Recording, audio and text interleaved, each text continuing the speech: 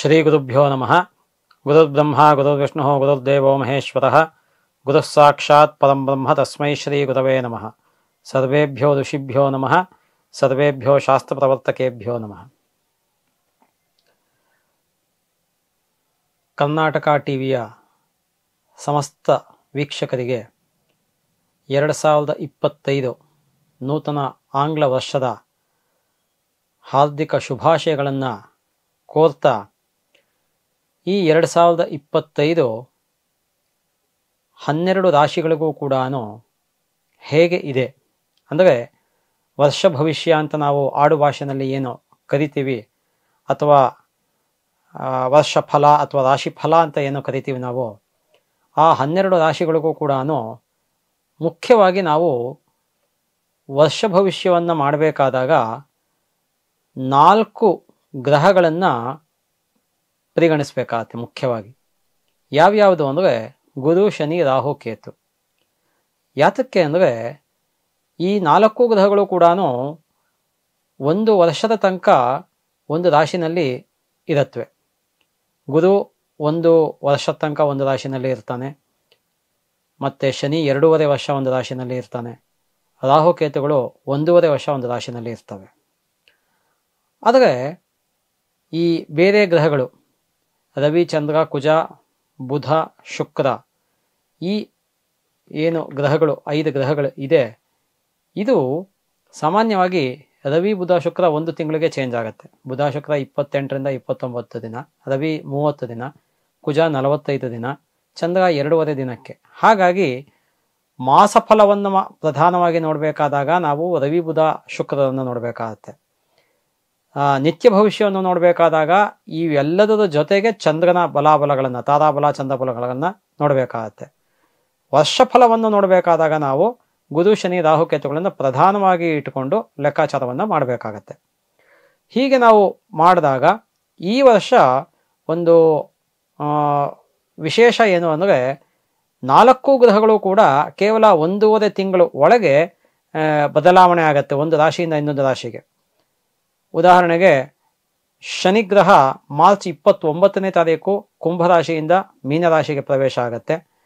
ಮೇ 14ನೇ ತಾರೀಕು ಗುರು ಗ್ರಹ ಈ ಒಂದು ವೃಷಭ ರಾಶಿಯಿಂದ ಮಿಥುನ ರಾಶಿಗೆ ಪ್ರವೇಶ ಆಗುತ್ತೆ.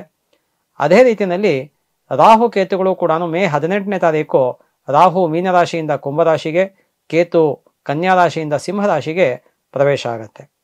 ಈ ವರ್ಷ ಭವಿಷ್ಯವನ್ನು 12 ರಾಶಿಗಳಿಗೂ ನಾವು ಹೇಳಬೇಕಾದ್ರೆ, ಮೊದಲ ಭಾಗ ಶನಿ, ಗುರು, ರಾಹುಕೇತುಗಳು ಒಂದು ಕಡೆ ಇದ್ದಾಗ ಏನು ಫಲ, ಇನ್ನು ಅನಂತರದಲ್ಲಿ ಅದು ಪರಿವರ್ತನೆ ಆದಾಗ, ಟ್ರಾನ್ಸಿಷನ್ ಅಂತ ನಾವೇನು ಹೇಳ್ತೀವಿ, ಅಲ್ಲಿ ಪರಿವರ್ತನೆ ಆದಾಗ ಮುಂದಿನ ರಾಶಿಗಳಿಗೆ ಹೋದಾಗ ಏನು ಫಲ, ಎರಡನ್ನೂ ಕೂಡ ನಾವು ಬಹಳ ಸ್ಥೂಲವಾಗಿ ಹೇಳ್ತೀವಿ. ತಾವು ಕೂಡ ಅದನ್ನು ಸಾವಧಾನವಾಗಿ ಆಲಿಸಬೇಕಾಗತ್ತೆ. ಮೊದಲಿಗೆ ಮೇಷರಾಶಿ.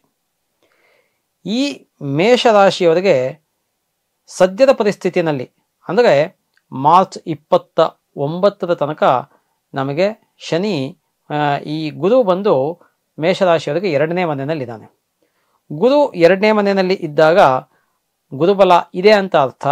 ಆಗ ಅವರಿಗೆ ಧನಲಾಭ ಉಂಟಾಗ್ತಕ್ಕಂಥದ್ದು, ಮತ್ತು ಮನೆಯಲ್ಲಿ ಶುಭ ಕೆಲಸಗಳು ಉಂಟಾಗ್ತಕ್ಕಂಥದ್ದು, ಮಾತಿನಿಂದ ಕಾರ್ಯ ಸಾಧನೆ ಆಗ್ತಕ್ಕಂಥದ್ದು, ಮತ್ತು ಹೊಸ ದ್ರವ್ಯಗಳನ್ನು, ನೂತನ ದ್ರವ್ಯಗಳನ್ನು ಖರೀದಿ ಮಾಡತಕ್ಕಂಥದ್ದು, ವಸ್ತ್ರಾಭರಣ ಲಾಭ ಉಂಟಾಗ್ತಕ್ಕಂಥದ್ದು, ವಿದ್ಯಾರ್ಥಿಗಳಿಗೆ ವಿದ್ಯಾಭ್ಯಾಸದಲ್ಲಿ ಅನುಕೂಲ ಉಂಟಾಗ್ತಕ್ಕಂಥದ್ದು, ಅದೇ ರೀತಿಯಲ್ಲಿ ಉದ್ಯೋಗ ಅಥವಾ ವ್ಯಾಪಾರದಲ್ಲಿ ಇರ್ತಕ್ಕಂಥವ್ರಿಗೆ ಅನುಕೂಲ ಅಥವಾ ನೌಕರಿನಲ್ಲಿ ಬಡ್ತಿ ಅಂದರೆ ಪ್ರಮೋಷನ್ಸು, ಇನ್ಕ್ರಿಮೆಂಟು ಆಗ್ತಕ್ಕಂಥದ್ದು, ಇವೆಲ್ಲವೂ ಕೂಡ ಮೇ 14 ತನಕ ಈ ಬೃಹಸ್ಪತಿಯಿಂದ ಮೇಷರಾಶಿಯವರಿಗೆ ಉಂಟಾಗ್ತಕ್ಕಂಥದ್ದು. ತದನಂತರದಲ್ಲಿ ಗುರು 3ನೇ ಮನೆಗೆ ಬರ್ತಾನೆ. ಗುರು 3ನೇ ಮನೆಗೆ ಬಂದಾಗ ಆವಾಗ ಗುರುಬಲ ಇರೋದಿಲ್ಲ. ಗುರುಬಲ ಇಲ್ಲದೆ ಇದ್ದಾಗ ಈ ಮೇಷರಾಶಿಯವರಿಗೆ ಅಧಿಕ ಧನ ವ್ಯಯ ಉಂಟಾಗ್ತಕ್ಕಂಥದ್ದಾಗತ್ತೆ, ಸ್ಥಾನ ನಾಶ ಉಂಟಾಗ್ತಕ್ಕಂಥದ್ದಾಗತ್ತೆ, ಇಷ್ಟ ಜನರ ವಿಯೋಗ ಉಂಟಾಗ್ತಕ್ಕಂಥದ್ದು, ಬಂಧು ಮಿತ್ರರಲ್ಲಿ ವಿನಾಕಾರಣ ಮನಸ್ತಾಪಗಳು ಉಂಟಾಗ್ತಕ್ಕಂಥದ್ದು, ಕೈ ಹಾಕಿದ ಕೆಲಸಗಳಲ್ಲಿ ಪದೇ ಪದೇ ವಿಘ್ನಗಳು ಅಥವಾ ಮುನ್ನಡೆ ಉಂಟಾಗ್ತಕ್ಕಂಥದ್ದು, ಕೆಲವು ಕಾರ್ಯಗಳಲ್ಲಿ ಹಿನ್ನಡೆ ಆಗ್ತಕ್ಕಂಥದ್ದು, ಮತ್ತು ವೃಥಾ ಅಲೆದಾಟ ಅಂದರೆ ಫ್ರೂಟ್ಲೆಸ್ ಟ್ರಾವೆಲಿಂಗ್ ಆಗ್ತಕ್ಕಂಥದ್ದು, ಇವೆಲ್ಲವೂ ಆಗ್ತಕ್ಕಂಥದ್ದು ಈ ಒಂದು ಮೇಷರಾಶಿಯವರು ಗುರು ಬದಲಾವಣೆ ಆದ ನಂತರದಲ್ಲಿ ಕಾಣತಕ್ಕಂಥದ್ದು. ಅದೇ ರೀತಿಯಲ್ಲಿ ನಾವು ಈ ಶನಿಯ ಒಂದು ಗೋಚಾರ ಫಲವನ್ನು ನೋಡಿದಾಗ ಮಾರ್ಚ್ 29ರ ತನಕ ಶನಿ ಲಾಭಸ್ಥಾನದಲ್ಲಿ ಇರ್ತಾನೆ. ಲಾಭಸ್ಥಾನದಲ್ಲಿ ಇದ್ದಾಗ ಯಾವುದೇ ಗ್ರಹ, ಸರ್ವೇ ಗ್ರಹ ಲಾಭಸ್ಥಾನೇ ಶುಭದಾಹ ಅಂತ ಜ್ಯೋತಿಷಾಸ್ತ್ರ ಹೇಳುತ್ತೆ. ಹಾಗಾಗಿ ಲಾಭಸ್ಥಾನದಲ್ಲಿ ಶನಿಗ್ರಹ ಇದ್ದಾಗ ನಾನಾ ವಿಧವಾದಂತಹ ಧನಲಾಭ ಉಂಟಾಗತ್ತೆ, ಸುಖ ಪ್ರಾಪ್ತಿಯಾಗತ್ತೆ. ಅದೇ ರೀತಿಯಲ್ಲಿ ಬಂಧು ಮಿತ್ರದಲ್ಲಿ ಒಂದು ಮನ್ನಣೆ ಉಂಟಾಗತ್ತೆ, ಗೌರವ ಉಂಟಾಗತ್ತೆ, ಕೀರ್ತಿ ಉಂಟಾಗತ್ತೆ, ವಿದ್ಯಾಲಾಭ ಉಂಟಾಗತ್ತೆ, ದ್ರವ್ಯ ಲಾಭ ಉಂಟಾಗತ್ತೆ. ಮತ್ತೆ ಹೊಸ ವಸ್ತುವನ್ನ ಖರೀದಿ ಮಾಡತಕ್ಕಂತಹ ಒಂದು ಸುಸಮಯ ಆಗಿರುತ್ತೆ. ಇವೆಲ್ಲವೂ ಕೂಡ ಶನಿ ಲಾಭಸ್ಥಾನದಲ್ಲಿ ಇದ್ದಾಗ ಉಂಟಾಗ್ತಕ್ಕಂಥ ಸೇವಕರಿಂದ ಅನುಕೂಲ. ಯಾಕಂದ್ರೆ ಶನಿ ಸೇವಕರಿಗೆ ಅಂದರೆ ವರ್ಕರ್ಸ್ ಅಂತ ನಾವೇನು ಹೇಳ್ತೀವಿ ಅವ್ರಿಗೆ ಕಾರಕ ಆಗಿರ್ತಾನೆ, ಲೇಬರ್ಸ್ ಅಥವಾ ವರ್ಕರ್ಸ್ ಅಂತ, ಅವರಿಂದ ಕೂಡ ಅನುಕೂಲ ಆಗ್ತಕ್ಕಂಥದ್ದು, ಇವೆಲ್ಲವೂ ಕೂಡ ಆಗ್ತಕ್ಕಂಥದ್ದು. ಅದೇ ಶನಿ ಮಾರ್ಚ್ 29ರ ನಂತರದಲ್ಲಿ ಮೀನರಾಶಿಗೆ ಪ್ರವೇಶ ಆಗ್ತಾನೆ. ಮೀನರಾಶಿಗೆ ಪ್ರವೇಶ ಆದಾಗ ಈ ಮೇಷರಾಶಿಯವರಿಗೆ 7.5 ಅಂತ ನಾವು ಏನು ಆಡು ಭಾಷೆನಲ್ಲಿ ಹೇಳ್ತೀವಿ ಆ ಒಂದು ಶನಿಕಾಟ ಅಂತ ಅದು ಪ್ರಾರಂಭ ಆಗತ್ತೆ ಮಾರ್ಚ್ 29ರ ನಂತರದಲ್ಲಿ. ಸುಮಾರು ಸಾಧಾರಣವಾಗಿ 7.5 ವರ್ಷ ಅಂತ ಹೇಳ್ತೀವಿ. ಆದರೆ ಪ್ರತಿ ರಾಶಿನಲ್ಲೂ ಕೂಡ ಶನಿ ಸುಮಾರು 6-7 ತಿಂಗಳುಗಳ ಕಾಲ ವಕ್ರಗತಿನಲ್ಲಿ ಇರ್ತಾನೆ. ಆ ವಕ್ರಗತಿನೂ ಲೆಕ್ಕ ಹಾಕ್ಕೊಂಡು ನಾವು ನೋಡ್ತು ಅಂದರೆ ಹೆಚ್ಚು ಕಮ್ಮಿ 9 ವರ್ಷಗಳ ಕಾಲ ಆಗುತ್ತೆ. ಅದು ಬಟ್ ಆಡು ಭಾಷೆನಲ್ಲಿ ನಾವು 7.5 ಅಥವಾ 7.5 ವರ್ಷ ಅಂತಾನೆ ಹೇಳ್ತೀವಿ ಶನಿಕಾಟನ. ಆದರೂ ಕೂಡ ಈ ಶನಿ 12ನೇ ಮನೆಗೆ ಬಂದಾಗ ಮುಖ್ಯವಾಗಿ ಅಧಿಕ ಧನ ವ್ಯಯ ಉಂಟಾಗ್ತಕ್ಕಂಥದ್ದು, ಕುಟುಂಬದಲ್ಲಿ ಮನಸ್ತಾಪಗಳು ಅಥವಾ ಕಲಹ ಉಂಟಾಗ್ತಕ್ಕಂಥದ್ದಾಗತ್ತೆ, ಮತ್ತೆ ಶತ್ರುಗಳಿಂದ ಪೀಡೆ ಉಂಟಾಗ್ತಕ್ಕಂಥದ್ದು, ದೈಹಿಕ ಬಾಧೆ, ದೇಹಕ್ಕೆ ತೊಂದರೆಗಳು ಉಂಟಾಗ್ತಕ್ಕಂಥದ್ದು, ಅನಾರೋಗ್ಯ ಉಂಟಾಗ್ತಕ್ಕಂಥದ್ದು, ವಿಶೇಷವಾಗಿ ಕಾಲಿಗೆ ಸಮಸ್ಯೆ ಉಂಟಾಗ್ತಕ್ಕಂಥದ್ದು. ಯಾಕೆಂದ್ರೆ ಶನಿ ಕಾಲಿಗೆ ಕಾರಕ ಆಗಿರ್ತಾನೆ, ಅದರಿಂದ ಅದು ಕೂಡ ನಾವು ಲೆಕ್ಕಾಚಾರಕ್ಕೆ ತಗೋಬೇಕಾಗತ್ತೆ. ಸೊ ಕಾಲಿಗೆ ಸಮಸ್ಯೆ ಉಂಟಾಗ್ತಕ್ಕಂಥದ್ದು, ಮತ್ತೆ ಮನೆಯಲ್ಲಿ ಯಾರಿಗಾದ್ರು ಹಿರಿಯರಿತ್ತು ಅಂದರೆ ಅಥವಾ ವಯಸ್ಸಾಗಿರ್ತಕ್ಕಂಥವ್ರಿತ್ತು ಅಂದರೆ ಅಂಥವ್ರಿಗೆ ಅನಾರೋಗ್ಯ ಉಂಟಾಗ್ತಕ್ಕಂಥದ್ದು, ಮತ್ತೆ ವಿಶೇಷವಾಗಿ ವೃಥಾ ಅಲೆದಾಟ ಉಂಟಾಗ್ತಕ್ಕಂಥದ್ದು. ಅಂದರೆ ನೀವು ಯಾವುದೇ ಒಂದು ಗೌರ್ಮೆಂಟ್ ಕೆಲಸಕ್ಕೆ ಆಗಲಿ ಇನ್ಯಾವುದೇ ಕೆಲಸಕ್ಕಾಗಲಿ ಹೋಗ್ತೀರಾ, ಹೋದಾಗ ಕೆಲಸ ಆಗೋದಿಲ್ಲ ಅಥವಾ ಆಗಬೇಕಾದ ಟೈಮ್ಗೆ ಆಗೋದಿಲ್ಲ, ಇವೆಲ್ಲವೂ ಕೂಡ ಆಗ್ತಕ್ಕಂಥದ್ದು. ಏನೋ ಒಂದು ರೀತಿಯಾದಂತಹ ದುಃಖ ಅಥವಾ ಚಿಂತೆ ಅಥವಾ ಭಯ ಉಂಟಾಗ್ತಕ್ಕಂಥದ್ದು. ಇವೆಲ್ಲವೂ ಕೂಡ ಮೇಷರಾಶಿಯವರಿಗೆ ಶನಿ ಬದಲಾವಣೆ ಆದಮೇಲೆ ಅಂದರೆ ಮಾರ್ಚ್ 29ರ ನಂತರದಲ್ಲಿ ಈ ವರ್ಷ ಫುಲ್ಲು ಅಂದರೆ 2025 ವರ್ಷ ಫುಲ್ಲು ಆಗ್ತಕ್ಕಂತಹ ಫಲ ಆಗಿರುತ್ತೆ. ಇನ್ನು ರಾಹುವಿನ ಫಲವನ್ನು ನೋಡಿದಾಗ ರಾಹು ಸದ್ಯದ ಪರಿಸ್ಥಿತಿಯಲ್ಲಿ 12ನೇ ಮನೆಯಲ್ಲಿದ್ದಾನೆ. ರಾಹು 12ನೇ ಮನೆಯಲ್ಲಿದ್ದರೆ ಮೇಷರಾಶಿಯವರಿಗೆ ಅಧಿಕ ಧನ ವ್ಯಯ ಉಂಟಾಗ್ತಕ್ಕಂಥದ್ದು, ವಿದ್ಯಾಭ್ಯಾಸದಲ್ಲಿ ತೊಂದರೆ ಉಂಟಾಗ್ತಕ್ಕಂಥದ್ದು, ಶತ್ರುಗಳಿಂದ ತೊಂದರೆ ಉಂಟಾಗ್ತಕ್ಕಂಥದ್ದು, ವೃಥಾ ಸಂಚಾರ ಉಂಟಾಗ್ತಕ್ಕಂಥದ್ದು, ಚಿಂತೆ ಅಥವಾ ದುಃಖ ಉಂಟಾಗ್ತಕ್ಕಂಥದ್ದು, ಇವೆಲ್ಲವೂ ಕೂಡ ಆಗ್ತಕ್ಕಂಥದ್ದು ರಾಹುವಿನಿಂದ. ಮತ್ತೆ ಕೆಲವು ಅಜ್ಞಾತ ರೋಗಗಳು ಅಂದರೆ ವ್ಯಕ್ತಿಗೆ ಟೆಸ್ಟ್ ಮಾಡಿಸ್ತು ಅಂದರೆ ಮೆಡಿಕಲ್ ಟೆಸ್ಟು ನಾರ್ಮಲ್ ಅಂತ ಬರುತ್ತೆ, but still the person will be suffering because of one R the other reason. ಇದು ಯಾಕಾಗತ್ತೆ ಅಂದರೆ ರಾಹುಕೇತುಗಳಿಂದ ಮುಖ್ಯವಾಗಿ ಆಗ್ತಕ್ಕಂಥದ್ದು. ಯಾಕೆ ಅಂದರೆ ರಾಹುಕೇತುಗಳು ಛಾಯಾಗ್ರಹಗಳು ಅಂತ ಕರಿತೀವಿ ನಾವು. ಹಾಗಾಗಿ ಈ ರಾಹುಕೇತುಗಳಿಂದ ಸಾಮಾನ್ಯವಾಗಿ ನಮಗೆ ಮೇಲ್ನೋಟಕ್ಕೆ ಕಾಣದೇ ಇರತಕ್ಕಂತಹ ದೈಹಿಕ ಮಾನಸಿಕ ಬಾಧೆಗಳು ಉಂಟಾಗ್ತಕ್ಕಂತಹದ್ದು ಇರುತ್ತೆ. ಇನ್ನು ಈ ರಾಹು ಬದಲಾವಣೆ ಆದಾಗ ಮೇಷರಾಶಿಗೆ 11ನೇ ಸ್ಥಾನಕ್ಕೆ ಬರುತ್ತೆ, ಅಂದರೆ ಲಾಭ ಸ್ಥಾನಕ್ಕೆ ಬರುತ್ತೆ. ಅದರಿಂದ ಅಲ್ಲಿ ಧನಲಾಭ ಉಂಟಾಗತ್ತೆ ಅವರಿಗೆ, ಮತ್ತೆ ದ್ರವ್ಯ ಪ್ರಾಪ್ತಿ ಉಂಟಾಗತ್ತೆ, ವಸ್ತ್ರಾಭರಣ ಲಾಭ ಉಂಟಾಗ್ತಕ್ಕಂತಹದ್ದು, ವಾಹನವನ್ನ ಖರೀದಿ ಮಾಡ್ತಕ್ಕಂತಹ ಒಂದು ಐಡಿಯಾ ಇತ್ತು ಅಂದ್ರೆ ವಾಹನ ಖರೀದಿ ಮಾಡೋದಕ್ಕೆ ಒಳ್ಳೆ ಸಂದರ್ಭ ಆಗಿರುತ್ತೆ. ಮತ್ತೆ ಮನೆ ಕಟ್ಟೋದು ಅಥವಾ ಮನೆ ಯಾವ್ದಾದ್ರು ಕೆಲಸಗಳಿತ್ತು ಅಂದ್ರೆ ಆ ಒಂದು ರಿಪೇರಿ ಕೆಲಸಗಳು ಅವೆಲ್ಲವೂ ಕೂಡ ಆಗ್ತಕ್ಕಂಥದ್ದು. ಅದೇ ರೀತಿಯಲ್ಲಿ ಸಕಲ ಸೌಖ್ಯವನ್ನ ಹೇಳಿದೆ ಶಾಸ್ತ್ರದಲ್ಲಿ ಲಾಭಸ್ಥಾನದಲ್ಲಿ ರಾಹು ಇದ್ದಾಗ. ಹಾಗೇನೆ ಈ ಒಂದು ಕೇತುವಿನ ಒಂದು ಲೆಕ್ಕಾಚಾರವನ್ನು ನೋಡಿದಾಗ ಕೇತು ಸದ್ಯದ ಪರಿಸ್ಥಿತಿಯಲ್ಲಿ 6ನೇ ಮನೆಯಲ್ಲಿ ಇದ್ದಾನೆ. ಕೇತು 6ನೇ ಮನೆಯಲ್ಲಿ ಇದ್ದಾಗ ಶತ್ರು ನಾಶ ಆಗ್ತಕ್ಕಂಥದ್ದು, ಸೌಖ್ಯ ಉಂಟಾಗ್ತಕ್ಕಂಥದ್ದು, ಕೆಲಸದಲ್ಲಿ ಆಗಲಿ ವಿದ್ಯಾಭ್ಯಾಸದಲ್ಲಿ ವಿದ್ಯಾರ್ಥಿಗಳಿಗೆ ಆಗಲಿ ಏಳಿಗೆ ಅಥವಾ ಪ್ರಗತಿ ಉಂಟಾಗ್ತಕ್ಕಂಥದ್ದು, ಉದ್ಯೋಗ ಮಾಡ್ತಿರ್ತಕ್ಕಂಥದ್ದು ಅಥವಾ ವ್ಯಾಪಾರ ಮಾಡ್ತಿರ್ತಕ್ಕಂಥದ್ದು ಇನ್ನೊಂದು ಹೊಸ ಉದ್ಯೋಗ ಅಥವಾ ವ್ಯಾಪಾರ ಅಥವಾ ಬೇರೆ ನಾವು ಸೈಡ್ ಬಿಸ್ನೆಸ್ ಮಾಡಬೇಕು ಅನ್ನೋದಿತ್ತು ಅಂದರೆ ಅವ್ರಿಗೆ ಅದು ಕೂಡ ಅನುಕೂಲಕರವಾದಂತಹ ಒಂದು ಸಮಯ ಆಗಿರುತ್ತೆ ಮೇ 18ರ ತನಕ. ತದನಂತರದಲ್ಲಿ ಕೇತು ಪಂಚಮ ಸ್ಥಾನಕ್ಕೆ ಬರ್ತಾನೆ. ಕೇತು ಪಂಚಮಕ್ಕೆ ಬಂದಾಗ ಧನ ವ್ಯಯ ಆಗತ್ತೆ, ಮನೆಯಲ್ಲಿ ಒಂಥರ ಅಶಾಂತಿಯ ವಾತಾವರಣ ಉಂಟಾಗ್ತಕ್ಕಂಥದ್ದು, ಹೊಟ್ಟೆಯ ಭಾಗದಲ್ಲಿ ಸಮಸ್ಯೆ ಉಂಟಾಗ್ತಕ್ಕಂಥದ್ದು, ಜೊತೆಗೆ ಪಾದದ ಸಮಸ್ಯೆ ಉಂಟಾಗ್ತಕ್ಕಂಥದ್ದು, ಮತ್ತು ಮಕ್ಕಳಿನ ಒಂದು ವಿದ್ಯಾಭ್ಯಾಸದಲ್ಲಿ ಆಗಲಿ ಅಥವಾ ಬೇರೆ ಯಾವುದೇ ಒಂದು ವಿಚಾರದಲ್ಲಿ ಆಗಲಿ ಮಕ್ಕಳ ಬಗ್ಗೆ ಚಿಂತೆ ಉಂಟಾಗ್ತಕ್ಕಂಥದ್ದು, ಕಷ್ಟಪ್ರಾಪ್ತಿ ಉಂಟಾಗ್ತಕ್ಕಂಥದ್ದು, ಮತ್ತು ದುಃಖ ಅಥವಾ ಭಯ ಉಂಟಾಗ್ತಕ್ಕಂಥದ್ದು ಕೂಡ ಇರುತ್ತೆ.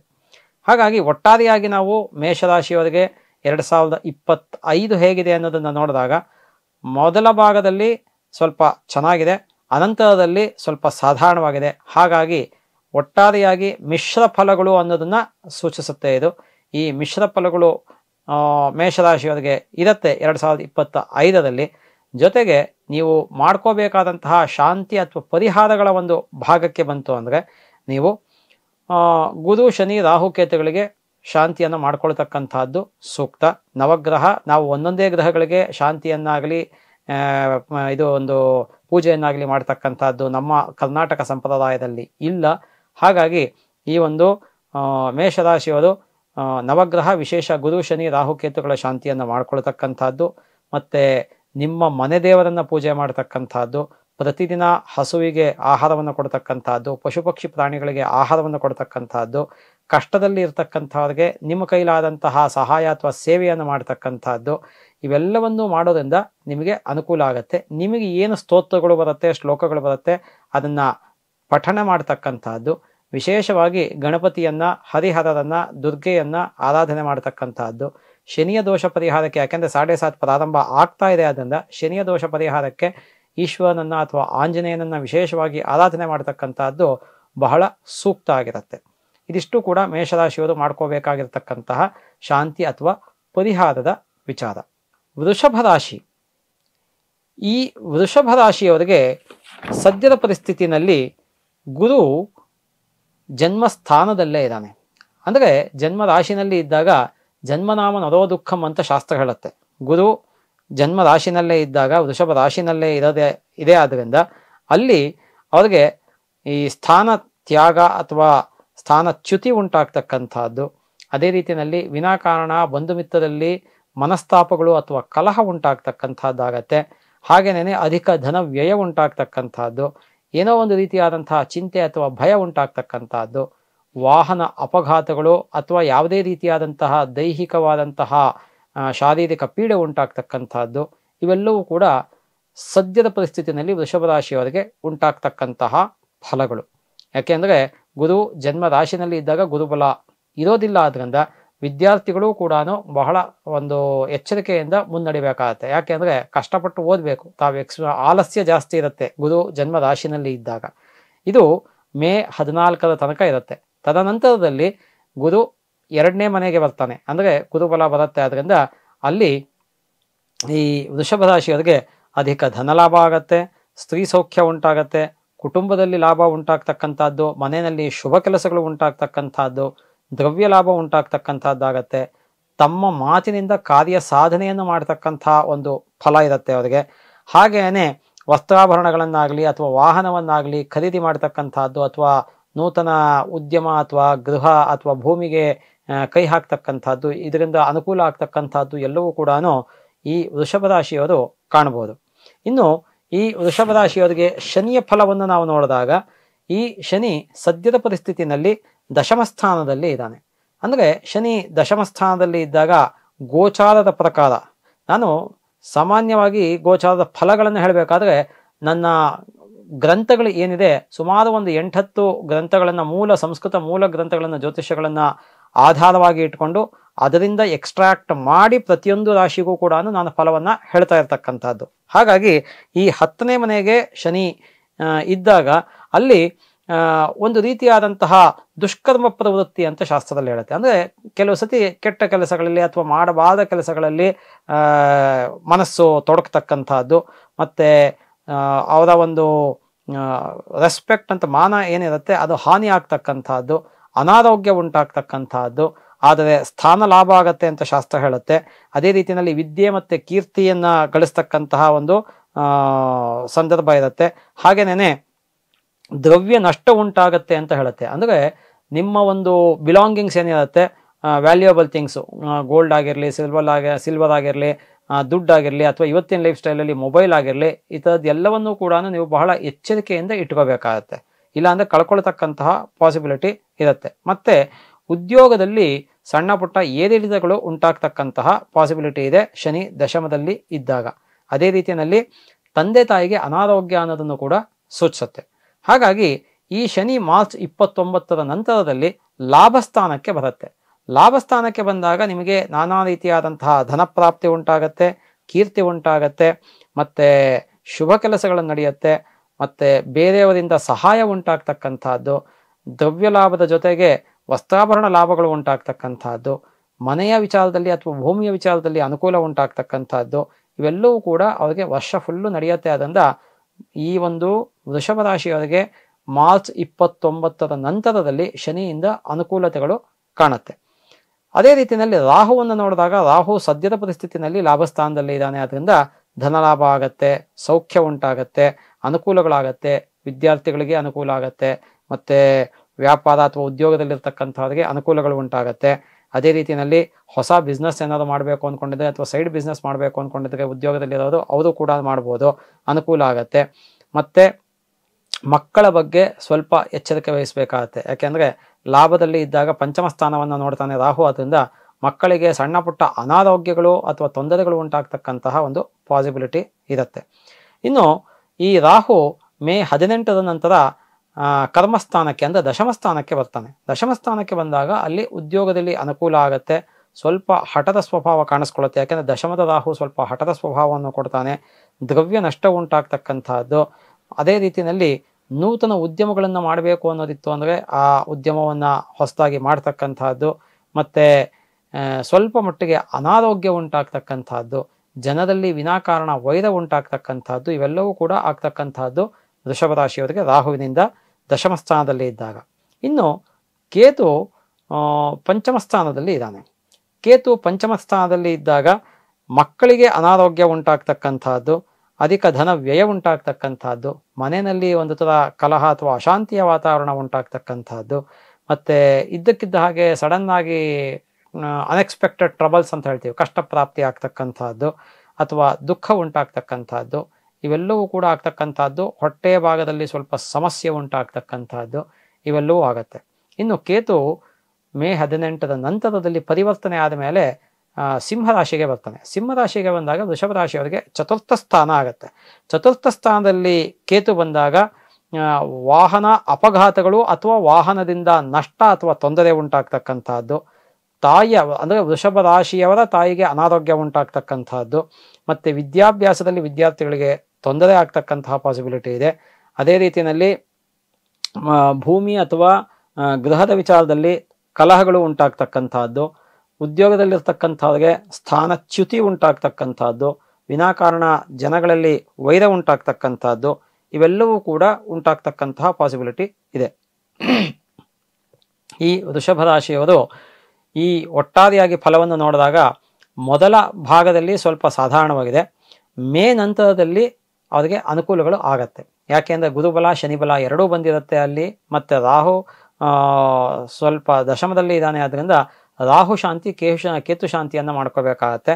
ಸದ್ಯದ ಪರಿಸ್ಥಿತಿಯಲ್ಲಿ ವೃಷಭ ರಾಶಿಯವರು ಮೇ ತನಕ ಗುರು ಶನಿ ರಾಹು ಕೇತುಗಳಿಗೆ 4ಕ್ಕೂ ಸ್ವಲ್ಪ ಸಾಧಾರಣವಾಗಿದೆ ಫಲ. ಅದರಿಂದ ಎಚ್ಚರಿಕೆಯಲ್ಲಿರಬೇಕು.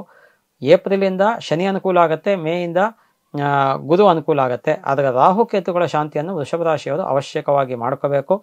ಇನ್ನು ಪರಿಹಾರದ ವಿಚಾರಕ್ಕೆ ಬಂತು ಅಂದರೆ ಅಥವಾ ಶಾಂತಿಯ ವಿಚಾರಕ್ಕೆ ಪರಿಹಾರ ವಿಚಾರಕ್ಕೆ ಬಂತು ಅಂದರೆ ಈ ವೃಷಭ ರಾಶಿಯವರು ಈ ರಾಹುಕೇತುಗಳ ಶಾಂತಿಯ ಜೊತೆಗೆ ನವಗ್ರಹ ಶಾಂತಿ, ವಿಶೇಷ ರಾಹುಕೇತುಗಳ ಶಾಂತಿಯ ಜೊತೆಗೆ ತಮ್ಮ ಮನೆ ದೇವರನ್ನು ಆರಾಧನೆ ಮಾಡ್ತಕ್ಕಂಥದ್ದು ಬಹಳ ಸೂಕ್ತ ಆಗಿರುತ್ತೆ. ಎಲ್ಲದಕ್ಕಿಂತ ಮುಖ್ಯವಾಗಿ ಗಣಪತಿ ಆರಾಧನೆಯನ್ನು ಮಾಡಬೇಕಾಗಿರುತ್ತೆ. ಅದೇ ರೀತಿಯಲ್ಲಿ ಹರಿಹರರನ್ನು ದುರ್ಗೆಯನ್ನು ಆರಾಧನೆ ಮಾಡ್ತಕ್ಕಂಥದ್ದು, ಮತ್ತು ಪ್ರತಿನಿತ್ಯ ತಮ್ಮ ಕೈಲಿ ಆಯಿತು ಅಂದರೆ ಗೋಗ್ರಾಸ ಅಂದರೆ ಹಸುವಿಗೆ ಆಹಾರವನ್ನು ಕೊಡ್ತಕ್ಕಂಥದ್ದು, ಅಥವಾ ನಿಮ್ಗೆ ಯಾವಾಗ ಆಗುತ್ತೋ ಅವಾಗ ಕೊಡ್ತಕ್ಕಂಥದ್ದು, ಮತ್ತು ಪಶು ಪಕ್ಷಿ ಪ್ರಾಣಿಗಳಿಗೆ ಆಹಾರವನ್ನು ಕೊಡ್ತಕ್ಕಂಥದ್ದು, ಕಷ್ಟದಲ್ಲಿ ಇರ್ತಕ್ಕಂಥವ್ರಿಗೆ ನಿಮ್ಮ ಕೈಲಾದಂತಹ ಒಂದು ಸಹಾಯ ಅಥವಾ ಸೇವೆಯನ್ನು ಮಾಡ್ತಕ್ಕಂಥದ್ದು ಬಹಳ ಮುಖ್ಯ ಆಗಿರುತ್ತೆ. ಯಾಕೆ ಅಂದರೆ ನಮ್ಮ ಶಾಸ್ತ್ರಗಳಲ್ಲಿ ಒಂದು ಮಾತು ಹೇಳುತ್ತೆ, ಜನಗಳ ಸೇವೆನೇ ಜನಾರ್ದನನ ಸೇವೆ ಅಂತ. ಹಾಗಾಗಿ ನೀವು ಯಾರು ಕಷ್ಟದಲ್ಲಿರ್ತಕ್ಕಂಥವ್ರಿಗೆ ನೀವು ಸಹಾಯ ಮಾಡ್ತೀರಾ, ಆ ಭಗವಂತ ನಿಮಗೆ ಖಂಡಿತ ಸಹಾಯ ಮಾಡೇ ಮಾಡ್ತಾನೆ. ಹಾಗಾಗಿ ಈ ವೃಷಭ ರಾಶಿಯವರು ಇಷ್ಟನ್ನು ಮಾಡ್ಕೊಳ್ಳೋದ್ರಿಂದ ಈ ಸಂವತ್ಸರದಲ್ಲಿ ಅವರಿಗೆ ಶುಭ ಫಲಗಳನ್ನು ಕಾಣಬಹುದಾಗಿದೆ. ಮಿಥುನ ರಾಶಿಯವರು, ಈ ಮಿಥುನ ರಾಶಿಯವರಿಗೆ ಸದ್ಯದ ಪರಿಸ್ಥಿತಿಯಲ್ಲಿ ಗುರು ವ್ಯಯಸ್ಥಾನದಲ್ಲಿ ಇದ್ದಾನೆ. ವ್ಯಯಸ್ಥಾನ ಅಂದರೆ 12ನೇ ಮನೆ. 12ನೇ ಮನೆಯಲ್ಲಿದ್ದಾಗ ಬಂದಿದ್ದ ದುಡ್ಡು ಕೈಯಲ್ಲಿ ನಿಲ್ಲೋದಿಲ್ಲ, ಅವರಿಗೆ ತಕ್ಷಣವೇ ಖರ್ಚಾಗೋಗುತ್ತೆ. ಅಧಿಕ ಧನ ವ್ಯಯ ಅಂತ ಶಾಸ್ತ್ರದಲ್ಲಿ ಹೇಳುತ್ತೆ. ಅದೇ ರೀತಿಯಲ್ಲಿ ಒಂದು ರೀತಿಯಾದಂತಹ ಮಾನಹಾನಿ ಉಂಟಾಗ್ತಕ್ಕಂಥದ್ದು, ದುಃಖ ಉಂಟಾಗ್ತಕ್ಕಂಥದ್ದು, ಏನೋ ಒಂದು ರೀತಿಯಾದಂತಹ ಚಿಂತೆ ಉಂಟಾಗ್ತಕ್ಕಂಥದ್ದು, ಮತ್ತೆ ಫ್ರೂಟ್ಲೆಸ್ ಟ್ರಾವೆಲಿಂಗ್ ಅಂತ ಹೇಳ್ತೀವಿ, ವೃಥಾ ಸಂಚಾರ ಉಂಟಾಗ್ತಕ್ಕಂಥದ್ದು ಅಂತ ಹೇಳ್ತೀವಿ, ಪ್ರಾಣಾಪಾಯ ಉಂಟಾಗ್ತಕ್ಕಂತಹ ಒಂದು ಪರಿಸ್ಥಿತಿ ಕೂಡ ಈ ಮಿಥುನ ರಾಶಿಯವರಿಗೆ ಗುರು 12ನೇ ಮನೆಯಲ್ಲಿ ಇದ್ದಾಗ ಇರುತ್ತೆ. ವಿದ್ಯಾರ್ಥಿಗಳಿಗೆ ಆಲಸ್ಯ ಇರುತ್ತೆ ವಿದ್ಯಾಭ್ಯಾಸದಲ್ಲಿ. ಉದ್ಯೋಗದಲ್ಲಿ ಇರ್ತಕ್ಕಂಥವ್ರಿಗೆ ಏನೋ ಒಂದು ರೀತಿಯಾದಂತಹ ಸಮಸ್ಯೆಗಳು, ತೊಂದರೆಗಳು ಅಥವಾ ಡಿಮೋಷನ್ಸ್ ಅಂದರೆ ಪ್ರಮೋಷನ್ ಆಗಬೇಕಾದ್ದು ಆಗಿರೋದಿಲ್ಲ, ಈ ಥರ ಎಲ್ಲ ಆಗ್ತಕ್ಕಂತಹ ಪಾಸಿಬಿಲಿಟಿ ಇರುತ್ತೆ.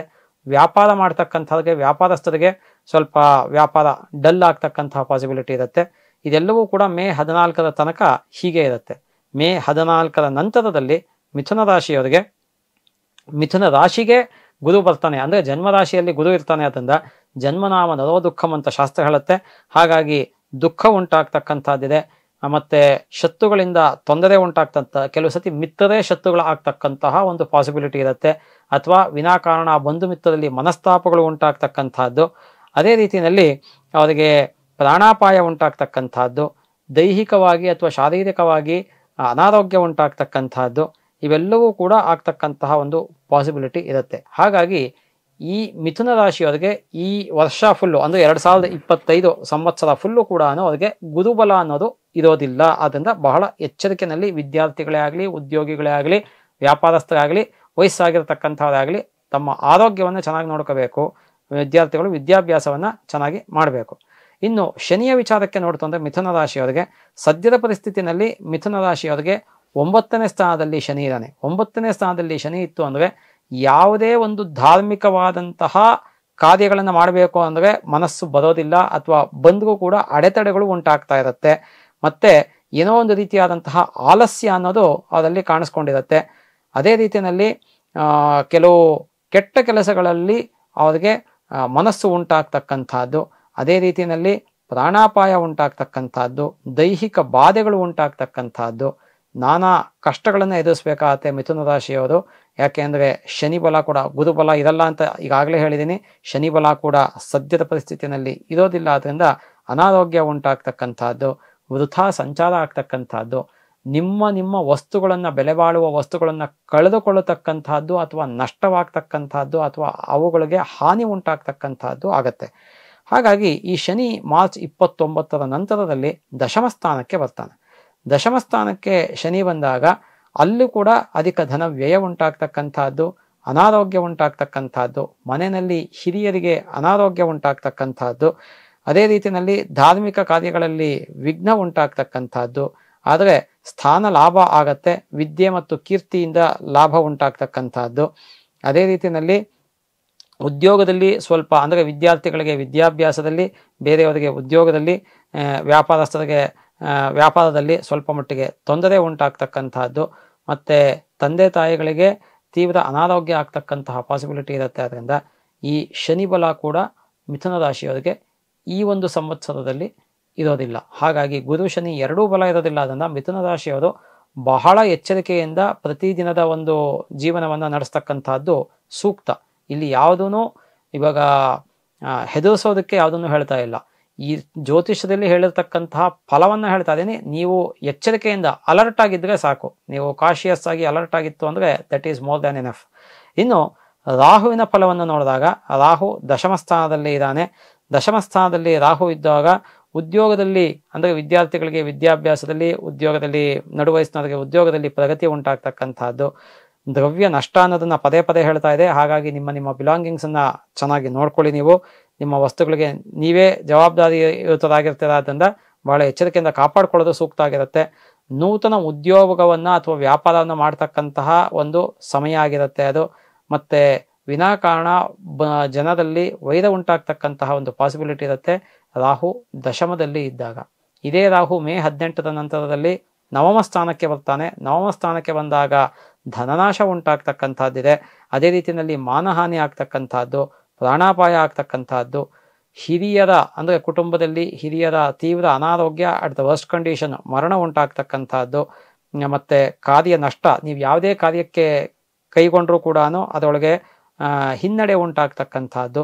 ಆದರೆ 9ನೇ ಮನೆಯಲ್ಲಿ ರಾಹು ಇದ್ದಾಗ ದೇವತಾ ದರ್ಶನ ಅಂತ ಹೇಳುತ್ತೆ, ಅಂದರೆ ತೀರ್ಥಯಾತ್ರೆ ಇತ್ಯಾದಿ ದೇವತಾ ದರ್ಶನಗಳನ್ನು ಆಗ್ತಕ್ಕಂಥದ್ದು, ಇವೆಲ್ಲವೂ ಕೂಡ ಆಗ್ತಕ್ಕಂತಹ ಪಾಸಿಬಿಲಿಟಿ ಇರುತ್ತೆ. ಇನ್ನು ಕೇತು 4ನೇ ಮನೆಯಲ್ಲಿ ಇದ್ದಾನೆ ಸದ್ಯದ ಪರಿಸ್ಥಿತಿನಲ್ಲಿ. ಕೇತು 4ನೇ ಮನೆಯಲ್ಲಿದ್ದಾಗ ವಾಹನದಿಂದ ತೊಂದರೆ ಅಥವಾ ವಾಹನ ಅಪಘಾತ ಉಂಟಾಗ್ತಕ್ಕಂಥದ್ದು, ತಾಯಿಗೆ ಅನಾರೋಗ್ಯ ಉಂಟಾಗ್ತಕ್ಕಂಥದ್ದು, ವಿದ್ಯಾರ್ಥಿಗಳಿಗೆ ವಿದ್ಯಾಭ್ಯಾಸದಲ್ಲಿ ತೊಂದರೆ ಉಂಟಾಗ್ತಕ್ಕಂಥದ್ದು, ಉದ್ಯೋಗ ಅಥವಾ ವ್ಯಾಪಾರದಲ್ಲಿರ್ತಕ್ಕಂಥವ್ರಿಗೆ ಸ್ವಲ್ಪ ಹಣದ ಅಭಾವ ಉಂಟಾಗ್ತಕ್ಕಂಥದ್ದು, ಉದ್ಯೋಗದಲ್ಲಿರ್ತಕ್ಕಂಥವ್ರಿಗೆ ಪ್ರಮೋಷನ್ಸ್ ಆಗದೆ ಪೋಸ್ಟ್ಪೋನ್ ಆಗ್ತಕ್ಕಂಥದ್ದು, ಸ್ಥಾನಚ್ಯುತಿ ಆಗ್ತಕ್ಕಂಥದ್ದು, ಮತ್ತು ಕೆಲವು ದುಷ್ಟ ಜನಗಳ ಸಹವಾಸದಿಂದ ತೊಂದರೆ ಉಂಟಾಗ್ತಕ್ಕಂಥದ್ದು, ಇವೆಲ್ಲವೂ ಕೂಡ ಮಿಥುನ ರಾಶಿಯವರು ಕೇತು 4ನೇ ಮನೆಯಲ್ಲಿರೋದ್ರಿಂದ ಆಗ್ತಕ್ಕಂಥದ್ದು. ಆದರೆ ಕೇತು ಮೇ 18ರ ನಂತರ ಸಿಂಹರಾಶಿಗೆ ಬರ್ತಾನೆ. ಆಗ ತೃತೀಯ ಸ್ಥಾನ ಆಗತ್ತೆ ಈ ಮಿಥುನ ರಾಶಿಯವರಿಗೆ. ತೃತೀಯ ಸ್ಥಾನಕ್ಕೆ ಕೇತು ಬಂದಾಗ ಸ್ವಲ್ಪ ಅನುಕೂಲಗಳನ್ನು ಮಾಡ್ತಾನೆ. ಯಾಕೆಂದರೆ ತೃತೀಯ ಸ್ಥಾನದಲ್ಲಿ ಕೇತು ಇದ್ದಾಗ ಸೌಖ್ಯ ಉಂಟಾಗತ್ತೆ, ಪ್ರಯಾಣಗಳು ಉಂಟಾಗತ್ತೆ, ಅದೇ ರೀತಿಯಲ್ಲಿ ಧನ ಮತ್ತು ದ್ರವ್ಯ ಲಾಭ ಉಂಟಾಗ್ತಕ್ಕಂಥದ್ದು, ಮತ್ತು ನೂತನ ಉದ್ಯೋಗ ಅಥವಾ ವ್ಯಾಪಾರವನ್ನು ಮಾಡ್ತಕ್ಕಂತಹ ಒಂದು ಒಳ್ಳೆಯ ಸಂದರ್ಭ ಆಗಿರುತ್ತೆ. ಮತ್ತು ವಿದ್ಯಾರ್ಥಿಗಳು ಕೀರ್ತಿಯನ್ನು ಪಡಿತಾರೆ, ಮತ್ತು ಉದ್ಯೋಗದಲ್ಲಿರ್ತಕ್ಕಂಥವ್ರಿಗೆ ಸಣ್ಣ ಪುಟ್ಟ ಪ್ರಮೋಷನ್ಸ್ ಆಗ್ತಕ್ಕಂಥದ್ದು, ಇವೆಲ್ಲವೂ ಕೂಡ ಆಗ್ತಕ್ಕಂಥದ್ದು ಇರುತ್ತೆ. ಒಟ್ಟಾರೆಯಾಗಿ ನಾವು ಈ ಒಂದು ಮಿಥುನ ರಾಶಿಯವರಿಗೆ ನೋಡಿದಾಗ ಗುರುಬಲ, ಶನಿಬಲ, ರಾಹುಬಲ ಮೂರೂ ಕೂಡ ಇರೋದಿಲ್ಲ. ಕೇತು ಬಲ ಸದ್ಯಕ್ಕಿಲ್ಲ, ಮೇ ನಂತರದಲ್ಲಿ ಬರುತ್ತೆ. ಹಾಗಾಗಿ ಏನಾಗುತ್ತೆ ಅಂದರೆ ಈ ಮಿಥುನ ರಾಶಿಯವರು ಗುರು, ಶನಿ, ರಾಹು, ಕೇತು ಈ 4 ಗ್ರಹಗಳಿಗೂ ಕೂಡ ನವಗ್ರಹ ಸಹಿತವಾಗಿ ಶಾಂತಿಯನ್ನು ಮಾಡ್ಕೊಳ್ತಕ್ಕಂಥದ್ದು ಸೂಕ್ತ ಆಗಿರುತ್ತೆ. ಗಣಪತಿಯ ಆರಾಧನೆ ಸೂಕ್ತ ಆಗಿರುತ್ತೆ. ಅದೇ ರೀತಿಯಲ್ಲಿ ಹರಿಹರರ ಆರಾಧನೆ, ದುರ್ಗೆಯ ಆರಾಧನೆ, ನಿಮ್ಮ ಮನೆ ದೇವರ ಮತ್ತು ಇಷ್ಟ ದೇವರ ಆರಾಧನೆಯನ್ನು ಮಾಡ್ತಕ್ಕಂಥದ್ದು ಬಹಳ ಸೂಕ್ತ ಆಗಿರುತ್ತೆ. ನಿಮಗೆ ಏನು ಬರುತ್ತೆ, ಶ್ಲೋಕಗಳಾಗಲಿ, ಸ್ತೋತ್ರಗಳಾಗಲಿ, ಅಥವಾ ವೇದ ಮಂತ್ರಗಳಾಗಲಿ, ಯಾವುದೇ ಆಗಲಿ, ಇದನ್ನು ಪಾರಾಯಣ ಮಾಡ್ಕೊಳ್ತಕ್ಕಂಥದ್ದು, ಪ್ರತಿದಿನ ಹೇಳ್ಕೊಳ್ತಕ್ಕಂಥದ್ದು ಬಹಳ ಸೂಕ್ತ ಆಗಿರುತ್ತೆ. ಇನ್ನು ಈ ಮಿಥುನ ರಾಶಿಯವರು ಸಾಧ್ಯ ಆದಷ್ಟು ಕೂಡ ಹಸುವಿಗೆ ಮತ್ತು ಪಶು ಪಕ್ಷಿ ಪ್ರಾಣಿಗಳಿಗೆ ಆಹಾರವನ್ನು ಕೊಡ್ತಾ ಬನ್ನಿ. ಅದರಿಂದ ನಿಮ್ಮ ಎಷ್ಟೋ ದೋಷಗಳು ಮತ್ತು ಪಾಪಗಳು ನಿವಾರಣೆ ಆಗತ್ತೆ. ಅದೇ ರೀತಿಯಲ್ಲಿ ಈ ಮಿಥುನ ರಾಶಿಯವರು ವಿಶೇಷವಾಗಿ ಹರಿಹರರನ್ನು ಆರಾಧನೆ ಮಾಡ್ತಕ್ಕಂಥದ್ದು ಸೂಕ್ತ. ಯಾಕೆಂದರೆ ಗುರುಬಲ ಸಂವತ್ಸರ ಫುಲ್ಲು ಇರೋದಿಲ್ಲ, ಅದರಿಂದ ಅದನ್ನು ಆರಾಧನೆ ಮಾಡ್ತಕ್ಕಂಥದ್ದು. ವಿದ್ಯಾರ್ಥಿಗಳು ಸರಸ್ವತಿಯನ್ನು ವಿಶೇಷವಾಗಿ ಆರಾಧನೆ ಮಾಡ್ತಕ್ಕಂಥದ್ದು ಸೂಕ್ತ. ಹಾಗಾಗಿ ಈ ಮಿಥುನ ರಾಶಿಯವರು ಇಷ್ಟನ್ನು ಮಾಡ್ಕೊಳ್ತು ಅಂದರೆ ಖಂಡಿತವಾಗ್ಲೂ ಅವರಿಗೆ ಅನುಕೂಲ ಆಗತ್ತೆ. ಮತ್ತು ಕಷ್ಟದಲ್ಲಿ ಇರ್ತಕ್ಕಂಥವ್ರಿಗೆ ನಿಮ್ಮ ಕೈಲಾದಂತಹ ಸಹಾಯ ಅಥವಾ ಸೇವೆಯನ್ನು ಮಾಡಿ, ಇದರಿಂದ ಖಂಡಿತವಾಗ್ಲೂ ನಿಮಗೂ ಒಳ್ಳೆಯದು ಆಗತ್ತೆ. ಕರ್ಕಾಟಕ ರಾಶಿ. ಈ ಕರ್ಕಾಟಕ ರಾಶಿಯವರಿಗೆ ಸದ್ಯದ ಪರಿಸ್ಥಿತಿಯಲ್ಲಿ ಗುರು ಲಾಭಸ್ಥಾನದಲ್ಲಿ ಇದ್ದಾನೆ. ಗುರು 11ನೇ ಮನೆಯಲ್ಲಿದ್ದಾಗ ಸರ್ವೇ ಗ್ರಹ ಲಾಭಸ್ಥಾನೇ ಶುಭದಾಹ ಅಂತ ಜ್ಯೋತಿಷಾಸ್ತ್ರ ಹೇಳುತ್ತೆ. ಅದರಿಂದ ಈ ಲಾಭಸ್ಥಾನದಲ್ಲಿ ಗುರು ಇದ್ದಾಗ ಧನಲಾಭ ಉಂಟಾಗ್ತಕ್ಕಂಥದ್ದು, ಮನೆಯಲ್ಲಿ ಗುರು ಹಿರಿಯರಿಂದ ಅನುಕೂಲ ಉಂಟಾಗ್ತಕ್ಕಂಥದ್ದು ಅಥವಾ ಅವರಿಂದ ಏನಾದರೂ ಲಾಭ ಉಂಟಾಗ್ತಕ್ಕಂಥದ್ದು, ಮತ್ತು ಶುಭ ಕೆಲಸಗಳು ಉಂಟಾಗ್ತಕ್ಕಂಥದ್ದು, ವಿವಾಹ ಕಾರ್ಯ ಯಾರಿಗೆ ಆಗಿರೋದಿಲ್ಲ, ಯಾರು ವಿವಾಹದ ಒಂದು ಅಪೇಕ್ಷೆಯಲ್ಲಿ ಅಥವಾ ನಿರೀಕ್ಷೆಯಲ್ಲಿ ಇರ್ತಾರೆ ಅವರಿಗೆ ವಿವಾಹ ಆಗ್ತಕ್ಕಂಥದ್ದು, ವಿವಾಹ ಆಗಿರ್ತಕ್ಕಂಥವ್ರಿಗೆ ಸಂತಾನ ನಿರೀಕ್ಷೆಯಲ್ಲಿರ್ತಕ್ಕಂಥವ್ರಿಗೆ ಪುತ್ರ ಪ್ರಾಪ್ತಿ ಆಗ್ತಕ್ಕಂಥದ್ದು, ಸಂತಾನ ಪ್ರಾಪ್ತಿ ಆಗ್ತಕ್ಕಂಥದ್ದು, ಉದ್ಯೋಗದಲ್ಲಿ ಸ್ಥಾನಮಾನಗಳು ದೊರಕತಕ್ಕಂಥದ್ದು, ಅಂದರೆ ಪ್ರಮೋಷನ್ಸ್ ಆಗ್ತಕ್ಕಂತಹ ಪಾಸಿಬಿಲಿಟಿ ಇರುತ್ತೆ. ವಸ್ತ್ರಾಭರಣಗಳ ಲಾಭ ಉಂಟಾಗತ್ತೆ. ವಾಹನವನ್ನು ಖರೀದಿ ಮಾಡ್ತಕ್ಕಂತಹ ಯೋಗ ಇರುತ್ತೆ. ಇವೆಲ್ಲವೂ ಕೂಡ ಮೇ 14ರ ತನಕ ಕರ್ಕಾಟಕ ರಾಶಿಯವರಿಗೆ ಉಂಟಾಗ್ತಕ್ಕಂತಹ ಶುಭ ಫಲಗಳು ಬೃಹಸ್ಪತಿಯಿಂದ. ಅದೇ ಗುರುಗ್ರಹ ಮೇ 14ರ ನಂತರದಲ್ಲಿ ಮಿಥುನ ರಾಶಿಗೆ ಪ್ರವೇಶ ಆದಾಗ ಕರ್ಕಾಟಕ ರಾಶಿಯವರಿಗೆ ವ್ಯಯಸ್ಥಾನ ಆಗತ್ತೆ.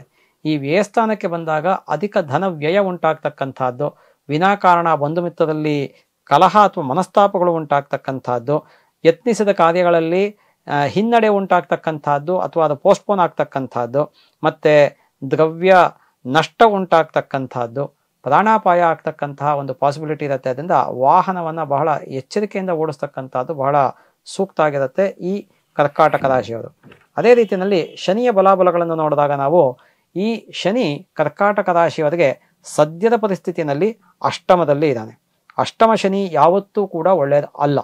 ಯಾಕೆ ಅಂದರೆ 7.5 ಹೇಗೆ ಕಷ್ಟಗಳನ್ನು ತಂದು ಒಡ್ಡತ್ತೆ ಮನುಷ್ಯನಿಗೆ, ಅದೇ ರೀತಿಯಲ್ಲಿ ಅಷ್ಟಮ ಶನಿ ಆಗಲಿ, ಅರ್ಧಾಷ್ಟಮ ಶನಿ ಆಗಲಿ, ಪಂಚಮ ಶನಿ ಆಗಲಿ, ಇವೆಲ್ಲವೂ ಕೂಡ ಶನಿಯ ಒಂದು ತೊಂದರೆಗಳಿಗೆ ಜನರು ಒಳಗಾಗಬೇಕಾಗತ್ತೆ. ಇಲ್ಲಿ ಅಷ್ಟಮ ಶನಿಯ ಒಂದು ಫಲವನ್ನು ನಾವು ಗೋಚಾರದಲ್ಲಿ ನೋಡಿದಾಗ ಶಾಸ್ತ್ರಗಳಲ್ಲಿ ಅಧಿಕ ಧನ ವ್ಯಯ ಉಂಟಾಗ್ತಕ್ಕಂಥದ್ದು ಇದೆ.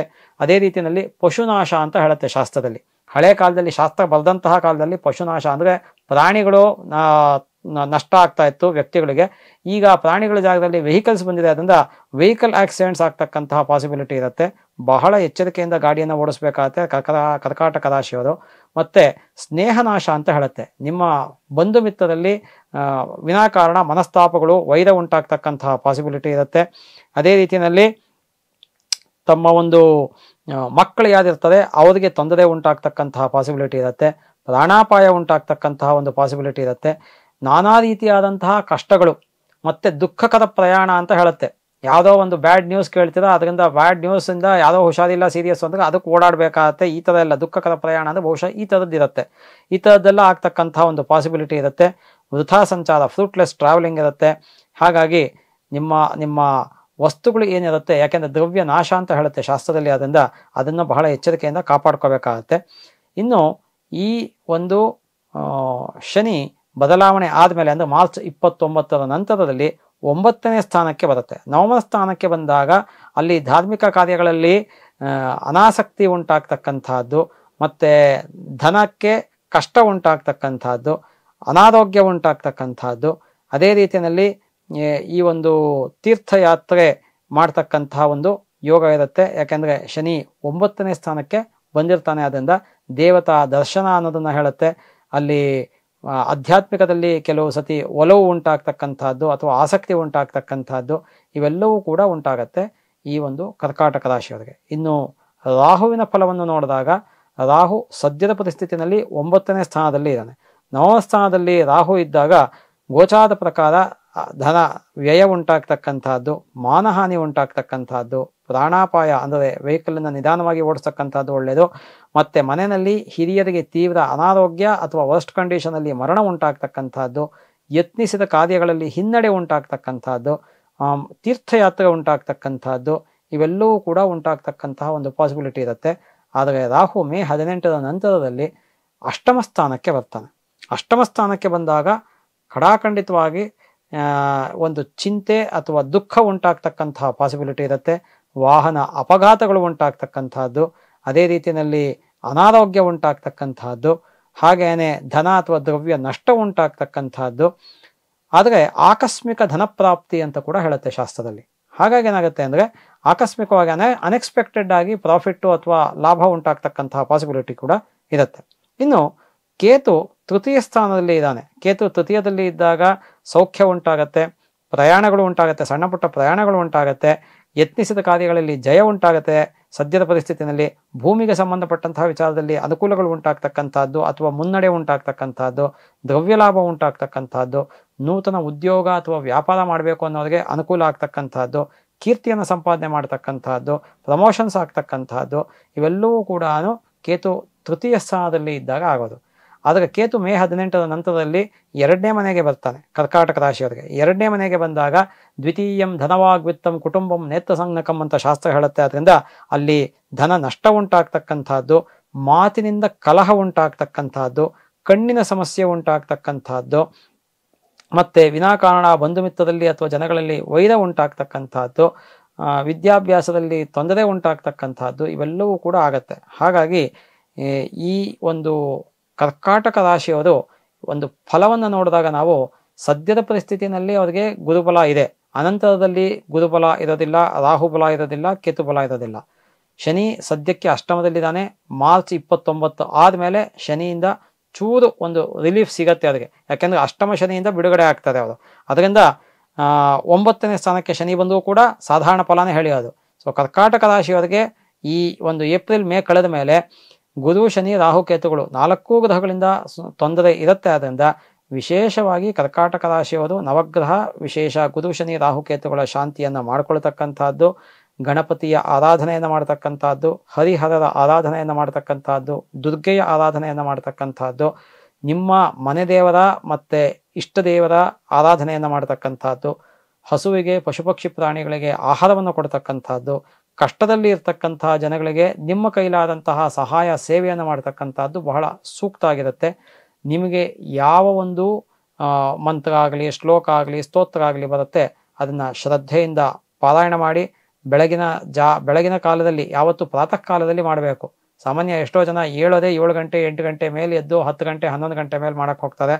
ಅದು ಒಳ್ಳೆಯ ಸಮಯ ಅಲ್ಲ ಆ ಟೈಮಲ್ಲಿ ಮಾಡ್ತಕ್ಕಂಥದ್ದು. ಹಾಗಾಗಿ ಆದಷ್ಟು ಬೇಗ ಎದ್ದು ಮಾಡ್ತಾರೆ. ಸೂರ್ಯೋದಯ ಕಾಲದಲ್ಲಿ ನೀವು ಪ್ರಾರ್ಥನೆ ಮಾಡ್ಕೊಳ್ತಕ್ಕಂಥದ್ದು ಬಹಳ ಒಳ್ಳೆಯದಾಗಿರುತ್ತೆ. ಹಾಗಾಗಿ ಕರ್ಕಾಟಕ ರಾಶಿಯವರು ಇಷ್ಟು ಮಾಡ್ಕೊಳ್ಳಿ, ನಿಮಗೆ ಅನುಕೂಲ ಉಂಟಾಗತ್ತೆ. ಸಿಂಹರಾಶಿಯವರಿಗೆ ಸದ್ಯದ ಪರಿಸ್ಥಿತಿನಲ್ಲಿ ಗುರುಗ್ರಹ 10ನೇ ಮನೆಯಲ್ಲಿ ಇದ್ದಾನೆ. 10ನೇ ಮನೆಯಲ್ಲಿ ಇದ್ದಾಗ ಅವರಿಗೆ ಉದ್ಯೋಗದಲ್ಲಿ ತೊಂದರೆಗಳು ಉಂಟಾಗ್ತಕ್ಕಂಥದ್ದು, ಮತ್ತೆ ಹಿನ್ನಡೆ ಉಂಟಾಗ್ತಕ್ಕಂಥದ್ದು, ಸ್ಥಾನಚ್ಯುತಿ ಉಂಟಾಗ್ತಕ್ಕಂಥದ್ದು, ಅಧಿಕ ಧನ ವ್ಯಯ ಉಂಟಾಗ್ತಕ್ಕಂಥದ್ದು, ಅನಾರೋಗ್ಯ ಉಂಟಾಗ್ತಕ್ಕಂಥದ್ದು, ಅದೇ ರೀತಿಯಲ್ಲಿ ಮಕ್ಕಳಿಗೆ ತೊಂದರೆ ಉಂಟಾಗ್ತಕ್ಕಂಥದ್ದು, ಹಾಗೆಯೇ ಕುಟುಂಬದಲ್ಲಿ ಏನೋ ಒಂದು ರೀತಿಯಾದಂತಹ ಅಶಾಂತಿಯ ವಾತಾವರಣ ಇರತಕ್ಕಂಥದ್ದು, ವಿನಾಕಾರಣ ಬಂಧು ಮಿತ್ರರಲ್ಲಿ ಮನಸ್ತಾಪ ಉಂಟಾಗ್ತಕ್ಕಂಥದ್ದು, ವಿದ್ಯಾರ್ಥಿಗಳಿಗೆ ಓದೋದೊಳಗೆ ಆಲಸ್ಯ ಉಂಟಾಗ್ತಕ್ಕಂಥದ್ದು, ಇವೆಲ್ಲವೂ ಕೂಡ ಇರುತ್ತೆ ಈ ಸಿಂಹರಾಶಿಯವರಿಗೆ. ಇನ್ನು ಗುರು ಬದಲಾವಣೆ ಆದಮೇಲೆ ಲಾಭಸ್ಥಾನಕ್ಕೆ ಬರುತ್ತೆ. ಲಾಭಸ್ಥಾನಕ್ಕೆ ಬಂದಾಗ ಅಲ್ಲಿ ನಿಮಗೆ ಈ ಗುರುಬಲ ಇರುತ್ತೆ. ಆದ್ದರಿಂದ ಧನ ಲಾಭ ಆಗತ್ತೆ, ಮತ್ತೆ ವಸ್ತ್ರಾಭರಣ ಲಾಭ ಆಗತ್ತೆ, ವಿವಾಹ ಇತ್ಯಾದಿ ಶುಭ ಕಾರ್ಯಗಳು ನೆರವೇರುತ್ತೆ. ಮನೆಯಲ್ಲಿ ಯಾರು ಪುತ್ರಾಪೇಕ್ಷೆ ಇರ್ತಾರೆ ಅವರಿಗೆ ಸಂತಾನ ಆಗ್ತಕ್ಕಂಥದ್ದು, ಆಮೇಲೆ ವಾಹನವನ್ನು ಖರೀದಿ ಮಾಡ್ತಕ್ಕಂಥ ಯೋಗ ಇರುತ್ತೆ, ಭೂಮಿ ಅಥವಾ ಗೃಹವನ್ನು ಖರೀದಿ ಅಥವಾ ನಿರ್ಮಾಣ ಮಾಡ್ತಕ್ಕಂಥದ್ದು ಒಂದು ಯೋಗ ಇರುತ್ತೆ, ಮತ್ತು ವಿದ್ಯಾರ್ಥಿಗಳಿಗೂ ಅನುಕೂಲ ಆಗುತ್ತೆ. ಅದೇ ರೀತಿಯಲ್ಲಿ ಉದ್ಯೋಗದ ಅಥವಾ ವ್ಯಾಪಾರದಲ್ಲಿರ್ತಕ್ಕಂಥವ್ರಿಗೆ ಅನುಕೂಲ ಆಗ್ತಕ್ಕಂಥದ್ದು ಎಲ್ಲವೂ ಕೂಡ ಶುಭ ಫಲಗಳನ್ನು ಮೇ ನಂತರದಲ್ಲಿ ಈ ಸಿಂಹರಾಶಿಯವರು ಕಾಣ್ತಾರೆ. ಸದ್ಯದ ಪರಿಸ್ಥಿತಿಯಲ್ಲಿ ಸಿಂಹರಾಶಿಯವರಿಗೆ ಶನಿ ಸಪ್ತಮ ಸ್ಥಾನದಲ್ಲಿ ಇದ್ದಾನೆ. ಶನಿ ಸಪ್ತಮದಲ್ಲಿ ಇದ್ದಾಗ ಕುಟುಂಬದಲ್ಲಿ ಅಂದರೆ ಪತಿ ಪತ್ನಿಯರಲ್ಲಿ ವಿಶೇಷವಾಗಿ ಕಲಹ ಅಥವಾ ಮನಸ್ತಾಪ ಉಂಟಾಗ್ತಕ್ಕಂಥದ್ದು, ಅಥವಾ ಕುಟುಂಬದಲ್ಲಿ ಯಾರಿಗಾದ್ರೂ ಕುಟುಂಬದ ಜನರಿಗೆ ಅನಾರೋಗ್ಯ ಉಂಟಾಗ್ತಕ್ಕಂಥದ್ದು, ಅದೇ ರೀತಿಯಲ್ಲಿ ಪಾಲುದಾರಿಕೆ ವ್ಯಾಪಾರ, ಈ ಪಾಲುದಾರಿಕೆ ವ್ಯಾಪಾರ ಜಾಯಿಂಟ್ ಬಿಸ್ನೆಸ್ ಮಾಡ್ತಕ್ಕಂಥವ್ರಿಗೆ ತಮ್ಮ ಜನ್ಮ ರಾಶಿಯಿಂದ ಗೋಚಾರದಲ್ಲಿ ಸಪ್ತಮ ಸ್ಥಾನವನ್ನು ನೋಡಬೇಕು. ನೀವು ಜಾತಕಗಳಲ್ಲಿ ನೋಡಬೇಕು ಅಂದರೆ ಲಗ್ನದಿಂದ ಸಪ್ತಮ ಸ್ಥಾನ ಮತ್ತು ಕರ್ಮಸ್ಥಾನ ಎರಡನ್ನೂ ನೋಡಬೇಕಾಗತ್ತೆ. ಗೋಚಾರದಲ್ಲಿ ಸಪ್ತಮ ಸ್ಥಾನದಲ್ಲಿ ಜಾಯಿಂಟ್ ಬಿಸ್ನೆಸ್ ಮಾಡ್ತಕ್ಕಂಥವ್ರಿಗೆ ಸ್ವಲ್ಪ ಮಟ್ಟಿಗೆ ತೊಂದರೆ ಉಂಟಾಗ್ತಕ್ಕಂತಹ ಪಾಸಿಬಿಲಿಟಿ ಇರುತ್ತೆ, ಮತ್ತು ವ್ಯಾಪಾರದಲ್ಲಿ ಸ್ವಲ್ಪ ಹಿನ್ನಡೆ ಉಂಟಾಗ್ತಕ್ಕಂತಹ ಪಾಸಿಬಿಲಿಟಿ ಇರುತ್ತೆ, ಪ್ರಯಾಣದಲ್ಲಿ ತೊಂದರೆ ಅಥವಾ ನಷ್ಟ ಉಂಟಾಗತಕ್ಕಂತಹ ಒಂದು ಪಾಸಿಬಿಲಿಟಿ ಇರುತ್ತೆ. ಹಾಗಾಗಿ ಈ ಒಂದು ಸಿಂಹರಾಶಿಯವರು ಶನಿ ಸಪ್ತಮದಲ್ಲಿದ್ದಾಗ ಸಾಧಾರಣ ಫಲ, ಆದರೆ ಮಾರ್ಚ್ 29ರ ನಂತರದಲ್ಲಿ ಶನಿ ಅಷ್ಟಮಕ್ಕೆ ಬರ್ತಾನೆ. ಅಂದರೆ ಸಿಂಹರಾಶಿಯವರಿಗೆ ಅಷ್ಟಮ ಶನಿ ಅನ್ನೋ ಒಂದು ಇದು ಪ್ರಾರಂಭ ಆಗತ್ತೆ ಕಾಲ. ಆಗ ಅವರಿಗೆ ಅಧಿಕ ಧನ ವ್ಯಯ ಉಂಟಾಗ್ತಕ್ಕಂಥದ್ದು, ಪಶುನಾಶ ಅಂದರೆ ಇವತ್ತಿನ ಲೈಫ್ ಸ್ಟೈಲಲ್ಲಿ ಈ ವಾಹನದಿಂದ ತೊಂದರೆ ಅಥವಾ ನಷ್ಟ ಅಥವಾ ಅಪಘಾತಗಳು ಉಂಟಾಗ್ತಕ್ಕಂಥದ್ದು, ಬಂಧು ಮಿತ್ರದಲ್ಲಿ ವಿನಾಕಾರಣ ವೈರತ್ವ, ಸ್ನೇಹ ನಾಶ ಅಂತ ಹೇಳುತ್ತೆ, ವೈರತ್ವ ಉಂಟಾಗ್ತಕ್ಕಂಥದ್ದು, ಮತ್ತು ಮಕ್ಕಳಿಗೆ ಅನಾರೋಗ್ಯ ಉಂಟಾಗ್ತಕ್ಕಂಥದ್ದು, ಸಿಂಹ ರಾಶಿಯವರಿಗೆ ಜೀವಕ್ಕೆ ಅಪಾಯ ಉಂಟಾಗ್ತಕ್ಕಂಥದ್ದು, ನಾನಾ ರೀತಿಯಾದಂತಹ ಕಷ್ಟಗಳು ಅಥವಾ ತೊಂದರೆಗಳು ಅನ್ಎಕ್ಸ್ಪೆಕ್ಟೆಡ್ ಆಗಿ ಬರ್ತಕ್ಕಂಥದ್ದು, ಮತ್ತು ಅನಾರೋಗ್ಯ ಉಂಟಾಗ್ತಕ್ಕಂಥದ್ದು, ವೃಥಾ ಸಂಚಾರ, ನೀವು ಯಾವುದೋ ಕೆಲಸಕ್ಕೆ ಅಂತ ಕೈ ಹಾಕ್ಕೊಂಡು ಹೋಗಿರ್ತೀರ, ಆ ಕೆಲಸ ಆಗೋದಿಲ್ಲ ಆ ಟೈಮಲ್ಲಿ ಎಷ್ಟೋ ಸತಿ, ಈ ಥರ ಎಲ್ಲ ಆಗ್ತಕ್ಕಂಥದ್ದು, ಧನ ಅಥವಾ ದ್ರವ್ಯ ಅಂದರೆ ವಸ್ತುವನ್ನು ಕಳ್ಕೊಳ್ತಕ್ಕಂತಹ ಪಾಸಿಬಿಲಿಟಿ ಕೂಡ ಇರುತ್ತೆ. ಇನ್ನು ರಾಹುವಿನ ಬಲವನ್ನು ನೋಡಿದಾಗ ರಾಹು ಸದ್ಯದ ಪರಿಸ್ಥಿತಿಯಲ್ಲಿ ಅಷ್ಟಮದಲ್ಲಿ ಇದ್ದಾನೆ. ಅಷ್ಟಮದಲ್ಲಿ ರಾಹು ಇದ್ದಾಗ ನಮಗೆ ಇಲ್ಲಿ ಅಪಘಾತಗಳನ್ನು ಸೂಚಿಸುತ್ತೆ. ವಾಹನದಿಂದ ಅಪಘಾತಗಳು ಅಥವಾ ತೊಂದರೆ ಉಂಟಾಗ್ತಕ್ಕಂಥದ್ದು, ಮತ್ತು ಅನಾರೋಗ್ಯ ಉಂಟಾಗ್ತಕ್ಕಂಥದ್ದು, ಆದರೆ ಆಕಸ್ಮಿಕ ಧನಪ್ರಾಪ್ತಿ ಅಂತ ಶಾಸ್ತ್ರದಲ್ಲಿ ಹೇಳುತ್ತೆ. ಹಾಗೆಯೇ ನಮಗೆ ಈ ಒಂದು ಅಷ್ಟಮದಲ್ಲಿ ರಾಹು ಇದ್ದಾಗ ಐಶ್ವರ್ಯ ಪ್ರಾಪ್ತಿ ಅಂತ ಕೂಡ ಇದೆ. ಮರಣ ಶಾಸನ ಧನ ಅಂತ ತೊಗೊಂಡಿದ್ದಾರೆ. ಅಂದರೆ ಯಾವುದಾದ್ರು ಮನೆಯಲ್ಲಿ ಹೋಗಿತ್ತು ಅಂದರೆ ಅವ್ರದ್ದು ಯಾವುದಾದ್ರು ದುಡ್ಡು ಪೆಂಡಿಂಗ್ ಇತ್ತು ಅಂದರೆ ಗೌರ್ಮೆಂಟಲ್ಲೇ ಆಗಲಿ ಬೇರೆ ಎಲ್ಲೇ ಕಂಪ್ನಿಗಳಲ್ಲಾಗಲಿ ಅದು ಕೂಡ ಲಭಿಸ್ತಕ್ಕಂಥದ್ದು ಕೂಡ ಪಾಸಿಬಿಲಿಟಿ ಇರುತ್ತೆ. ಇನ್ನು ಕೇತುವಿನ ವಿಚಾರಕ್ಕೆ ನೋಡಿದಾಗ ಕೇತು ದ್ವಿತೀಯ ಸ್ಥಾನದಲ್ಲಿ ಇದ್ದಾನೆ ಸದ್ಯದ ಪರಿಸ್ಥಿತಿಯಲ್ಲಿ. ಅಲ್ಲಿ ದ್ವಿತೀಯದಲ್ಲಿ ಇದ್ದಾಗ ಅಧಿಕ ಧನ ವ್ಯಯ ಉಂಟಾಗ್ತಕ್ಕಂಥ ಪಾಸಿಬಿಲಿಟಿ ಇದೆ. ಕುಟುಂಬದಲ್ಲಿ ಒಂದು ಅಶಾಂತಿ ಅಥವಾ ಮಾನಸಿಕವಾಗಿ ತೊಂದರೆ ಉಂಟಾಗ್ತಕ್ಕಂಥದ್ದು ಅನುಭವಿಸ್ತಕ್ಕಂಥದ್ದಿದೆ, ಅಥವಾ ಕಲಹ ಉಂಟಾಗ್ತಕ್ಕಂಥದ್ದು, ಹಣಕ್ಕೆ ಅಭಾವ ಉಂಟಾಗ್ತಕ್ಕಂಥದ್ದು, ವಿನಾಕಾರಣ ವೈರ ಉಂಟಾಗ್ತಕ್ಕಂಥದ್ದು ಜನಗಳಲ್ಲಿ, ಮತ್ತು ವಿದ್ಯಾಭ್ಯಾಸದಲ್ಲಿರ್ತಕ್ಕಂಥವ್ರಿಗೆ ತೊಂದರೆ ಉಂಟಾಗ್ತಕ್ಕಂಥದ್ದು, ಮಾತಿನಿಂದ ಕಲಹ ಉಂಟಾಗ್ತಕ್ಕಂಥದ್ದು, ಮತ್ತು ಕೋಪ ಜಾಸ್ತಿ ಆಗ್ತಕ್ಕಂಥದ್ದು, ಇವೆಲ್ಲವೂ ಪಾಸಿಬಿಲಿಟಿ ಇರುತ್ತೆ. ಹಾಗಾಗಿ ಈ ಸಿಂಹರಾಶಿಯವರಿಗೆ ಒಟ್ಟಾರೆಯಾಗಿ 2025 ನೋಡಿದಾಗ ನಾವು ಫಸ್ಟ್ ಹಾಫ್ನಲ್ಲಿ ಅವ್ರಿಗೆ ಸ್ವಲ್ಪ ತೊಂದರೆಗಳು ಇದೆ. ನೆಕ್ಸ್ಟು ಮೇಯಿಂದ ಆಚೆಗೆ ಅವರಿಗೆ ಅನುಕೂಲಗಳು ಆಗತ್ತೆ. ಆದರೂ ಕೂಡ ಅವರಿಗೆ ಗುರುಬಲ ಶನಿ ಬಲ ಎರಡೂ ಇಲ್ಲ, ರಾಹುಕೇತುಗಳ ಬಲನೂ ಕೂಡ ಇರೋದಿಲ್ಲ. ಅದರಿಂದ ಬಹಳ ಎಚ್ಚರಿಕೆಯಲ್ಲಿ ಒಂದು ಜೀವನವನ್ನು ಸಾಗಿಸ್ತಕ್ಕಂಥದ್ದು ಒಳ್ಳೆಯದು. ಮೇನ್ ಹಂತದಲ್ಲಿ ಗುರುಬಲ ಒಂದು ಬರುತ್ತೆ, ಇನ್ನು ಮಿಕ್ಕಿದ್ದು ರಾಹು ಕೇತು ಮತ್ತು ಶನಿ ಬಲ ಇರೋದಿಲ್ಲ. ಅದರಿಂದ ಬಹಳ ಎಚ್ಚರಿಕೆಯಲ್ಲಿ, ಯಾಕಂದರೆ ಕಾಲಿನ ಸಮಸ್ಯೆ ಉಂಟಾಗ್ತಕ್ಕಂಥ ಪಾಸಿಬಿಲಿಟಿ ಇರುತ್ತೆ, ಅಷ್ಟಮ ಶನಿ ಆಗತ್ತೆ. ಅದರಿಂದ ಈ ಸಿಂಹರಾಶಿಯವರು ವಿಶೇಷವಾಗಿ ಈ ಶನಿ ರಾಹುಕೇತುಗಳನ್ನು ನವಗ್ರಹ ಸಹಿತವಾಗಿ ಆರಾಧನೆ ಮಾಡಿ ಆ ಒಂದು ದಾನಗಳನ್ನು ಕೊಡ್ತಕ್ಕಂಥದ್ದು, ಅದೇ ರೀತಿಯಲ್ಲಿ ಗಣಪತಿಯ ಪೂರ್ವಕವಾಗಿ ಹರಿಹರರನ್ನು ದುರ್ಗೆಯನ್ನು ಆರಾಧನೆ ಮಾಡ್ತಕ್ಕಂಥದ್ದು, ಇಷ್ಟದೇವತರನ್ನು ಕುಲದೇವತರನ್ನು ಅಂದರೆ ಮನೆ ದೇವರನ್ನು ಆರಾಧನೆ ಮಾಡ್ತಕ್ಕಂಥದ್ದು, ಮತ್ತು ಹಸು ಮತ್ತು ಇನ್ನಿತರ ಪ್ರಾಣಿಗಳಿಗೆ ಅಂದರೆ ನಾಯಿ ಆಗಿರ್ಬೋದು, ಕಾಗೆ, ಇತರ ಪಶು ಪಕ್ಷಿ ಪ್ರಾಣಿಗಳಿಗೆ ಆಹಾರವನ್ನು ಕೊಡ್ತಕ್ಕಂಥದ್ದು. ಅದೇ ರೀತಿಯಲ್ಲಿ ಯಾರು ಕಷ್ಟದಲ್ಲಿ ಇರ್ತಾರೆ ಅವರಿಗೆ ನಿಮ್ಮ ಕೈಲಾದಂತಹ ಸಹಾಯ ಸೇವೆಯನ್ನು ಮಾಡ್ತಕ್ಕಂಥದ್ದು ಬಹಳ ಸೂಕ್ತ ಆಗಿರುತ್ತೆ. ಹೀಗೆ ಮಾಡ್ಕೊಳ್ಳೋದ್ರಿಂದ ನಿಮ್ಮ ಎಷ್ಟೋ ಕಷ್ಟಗಳು, ದುಃಖಗಳು, ಪಾಪಗಳು ಪರಿಹಾರ ಆಗ್ತಕ್ಕಂತಹ ಒಂದು ಪಾಸಿಬಿಲಿಟಿ ಇರುತ್ತೆ. ಸಿಂಹರಾಶಿಯವರು ಇಷ್ಟು ಮಾಡ್ಕೊಳ್ಳೋದ್ರಿಂದ 2025ರಲ್ಲಿ ಸ್ವಲ್ಪ ಶುಭ ಫಲಗಳನ್ನು ಕಾಣಬಹುದು. ಕನ್ಯಾರಾಶಿಯವರಿಗೆ ಸದ್ಯದ ಪರಿಸ್ಥಿತಿಯಲ್ಲಿ ಗುರು 9ನೇ ಮನೆಯಲ್ಲಿದ್ದಾನೆ. ಗುರು 9ನೇ ಮನೆ ಅಂದರೆ ಭಾಗ್ಯಸ್ಥಾನ ಅಂತ ಹೇಳ್ತೀವಿ ನಾವು. ಭಾಗ್ಯಸ್ಥಾನದಲ್ಲಿ ಗುರು ಇದ್ದಾಗ ಎಲ್ಲ ರೀತಿಯಾದಂತಹ ಅನುಕೂಲಗಳು ಉಂಟಾಗತ್ತೆ. ಅವರಿಗೆ ಧನಪ್ರಾಪ್ತಿ ಉಂಟಾಗತ್ತೆ, ದ್ರವ್ಯ ಪ್ರಾಪ್ತಿ ಉಂಟಾಗತ್ತೆ. ಅದೇ ರೀತಿಯಲ್ಲಿ ಯಾರು ಮನೆಯಲ್ಲಿ ವಿವಾಹಕ್ಕೋಸ್ಕರ ನಿರೀಕ್ಷೆ ಮಾಡ್ತಿರ್ತಾರೆ, ವಿವಾಹ ಕಾರ್ಯಗಳು ನೆರವೇರುತ್ತೆ. ಸಂತಾನ ಅಪೇಕ್ಷೆ ಅವರಿಗೆ ಸಂತಾನ ಆಗ್ತಕ್ಕಂಥ ಒಂದು ಕಾಲ ಆಗಿರುತ್ತೆ. ಮತ್ತು ಇನ್ನಿತರ ಶುಭ ಕೆಲಸಗಳು ನಡೆಯುತ್ತೆ. ಯತ್ನಿಸಿದ ಕಾರ್ಯಗಳಲ್ಲಿ ಜಯ ಉಂಟಾಗ್ತಕ್ಕಂಥದ್ದು, ದೇವತಾ ದರ್ಶನ, ತೀರ್ಥಯಾತ್ರೆ ಇವೆಲ್ಲ ಆಗ್ತಕ್ಕಂತಹ ಪಾಸಿಬಿಲಿಟಿ ಇರುತ್ತೆ. ಅದೇ ರೀತಿಯಲ್ಲಿ ಇನ್ನೂ ಅನೇಕ ಶುಭ ಫಲಗಳನ್ನು ವಿದ್ಯಾರ್ಥಿಗಳೂ ಕೂಡ ಕಾಣ್ತಾರೆ, ಉದ್ಯೋಗಿಗಳು, ವ್ಯಾಪಾರಸ್ಥರು ಕೂಡ ಕಾಣ್ತಾರೆ. ಮತ್ತು ಹಿರಿಯರಿಗೆ ಅನಾರೋಗ್ಯ ಇದ್ದರೆ ಸ್ವಲ್ಪ ಮಟ್ಟಿಗೆ ಆರೋಗ್ಯದಲ್ಲಿ ಇಂಪ್ರೂವ್ಮೆಂಟ್ಸು ಸದ್ಯದ ಪರಿಸ್ಥಿತಿಯಲ್ಲಿ ಉಂಟಾಗ್ತಕ್ಕಂಥದ್ದು. ಇನ್ನು ಈ ಗುರು ಬದಲಾವಣೆ ಆದರೆ ದಶಮ ಸ್ಥಾನಕ್ಕೆ ಬರ್ತಾನೆ. ದಶಮ ಸ್ಥಾನಕ್ಕೆ ಬಂದಾಗ ಅಲ್ಲಿ ಧನ ವ್ಯಯ ಉಂಟಾಗ್ತಕ್ಕಂಥ ಪಾಸಿಬಿಲಿಟಿ ಇದೆ, ಸ್ಥಾನಚ್ಯುತಿ ಉಂಟಾಗ್ತಕ್ಕಂಥ ಪಾಸಿಬಿಲಿಟಿ ಇದೆ. ಹಾಗೇನೆ ಮಕ್ಕಳಿಗೆ ಆರೋಗ್ಯದ ವಿಚಾರದಲ್ಲಿ ಆಗಲಿ, ಓದಿನ ವಿಚಾರದಲ್ಲಿ ಆಗಲಿ ತೊಂದರೆ ಉಂಟಾಗ್ತಕ್ಕಂತಹ ಒಂದು ಪಾಸಿಬಿಲಿಟಿ ಇದೆ. ಉದ್ಯೋಗದಲ್ಲಿ ತೊಂದರೆ ಉಂಟಾಗತ್ತೆ. ಉದ್ಯೋಗದಲ್ಲಿರ್ತಕ್ಕಂಥವ್ರಿಗೆ, ವಿದ್ಯಾರ್ಥಿಗಳಿಗೆ ವಿದ್ಯಾಭ್ಯಾಸದಲ್ಲಿ ತೊಂದರೆ ಅಥವಾ ಆಲಸ್ಯ ಉಂಟಾಗ್ತಕ್ಕಂಥದ್ದು, ಹಿರಿಯರಿಗೆ ಅನಾರೋಗ್ಯ ಉಂಟಾಗ್ತಕ್ಕಂಥದ್ದು, ವಿನಾಕಾರಣ ಬಂಧು ಮಿತ್ರದಲ್ಲಿ ಜನಗಳಲ್ಲಿ ವೈರತ್ವ ಉಂಟಾಗ್ತಕ್ಕಂತಹ ಪಾಸಿಬಿಲಿಟಿ ಇರುತ್ತೆ ಈ ಕನ್ಯಾ ರಾಶಿಯವರಿಗೆ.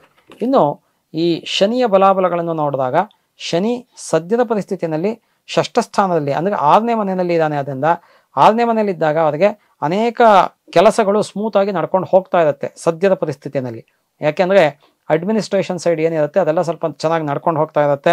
ಅದೇ ರೀತಿಯಲ್ಲಿ ಶತ್ರು ನಾಶ ಉಂಟಾಗ್ತಕ್ಕಂಥದ್ದು, ಮತ್ತು ರೋಗ ವಿಮುಕ್ತಿ ಅಂತ ಹೇಳ್ತಾರೆ. ರೋಗದಲ್ಲಿರ್ತಕ್ಕಂಥದ್ದು ಅಂದರೆ ರೋಗದಿಂದ ಲಾಸ್ಟ್ ಇಯರಿಂದ ಬಳಲ್ತಾ ಇತ್ತು ಅಂದರೆ ಸ್ವಲ್ಪ ಮಟ್ಟಿಗೆ ಅದಕ್ಕೆ ಅನುಕೂಲ ಉಂಟಾಗ್ತಕ್ಕಂಥದ್ದು. ಅದೇ ರೀತಿಯಲ್ಲಿ ಸಾಲದಿಂದ ವಿಮುಕ್ತಿ ಅಂತ ಹೇಳುತ್ತೆ ಶಾಸ್ತ್ರದಲ್ಲಿ. ಏನಾದರೂ ಡೆಟ್ ಅಂದರೆ ಸಾಲ ಮಾಡಿತ್ತು ಅಂದರೆ ಅದರಿಂದನೂ ಕೂಡ ಸಾಲವನ್ನು ತೀರಿಸ್ತಕ್ಕಂತಹ ಒಂದು ಯೋಗ ಇರುತ್ತೆ ನಿಮಗೆ. ಇವೆಲ್ಲವೂ ಕೂಡ ನಿಮಗೆ ಮಾರ್ಚ್ 29 ತನಕ ಇರುತ್ತೆ.